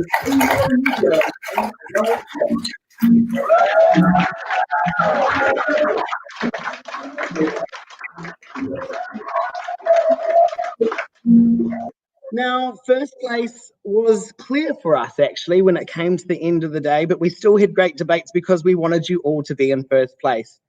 First place this year for the Go With Tourism Challenge is actually going to win an adventurous 3-day, 2-night, jam-packed big Aotearoa experience in Queenstown thanks to our huge sponsors.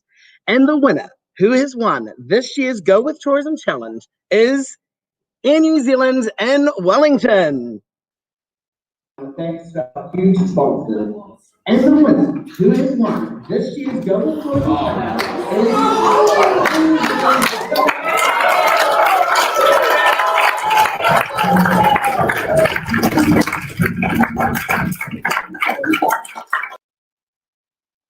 Congratulations to all the teams. Seriously, in New Zealand, you've done a fantastic job. Asia New Zealand, EY Auckland, New Zealand Trade and Enterprise in Wellington, great job. But seriously, every other team, you do deserve a commendation. All your things can go into market, and thank you very much for everything you've done. And thank you to the mentors, to Young Enterprise, and everyone who's helped bring this amazing event together.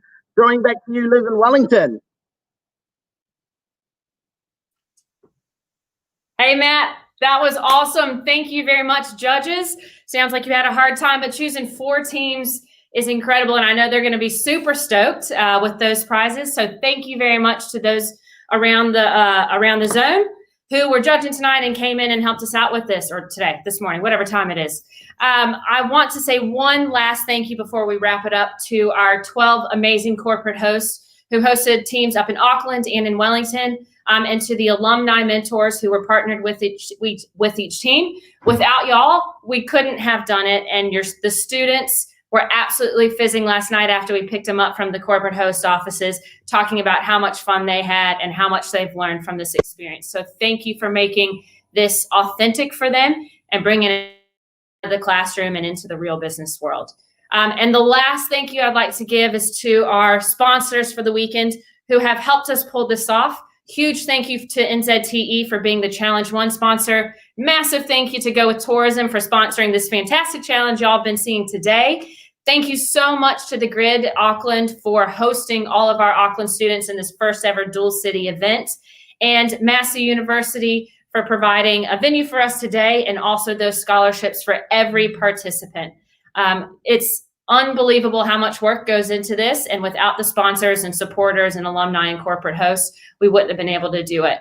And lastly, I think there's some really important people we should shout out, and those are the 80 students who've come down to Wellington or come to Auckland in the middle of your mock exams and in the middle of the hectic ending of term 3. And you've absolutely smashed it. And I think all of us who've been watching you and cheering you on all weekend have loved it. So I hope you heed the advice of the alumni and stay connected to each other, as I'm sure you will, and take advantages of all of the other opportunities that come from this weekend in your experience. And don't forget to take what you've learned back to your Yes companies at home.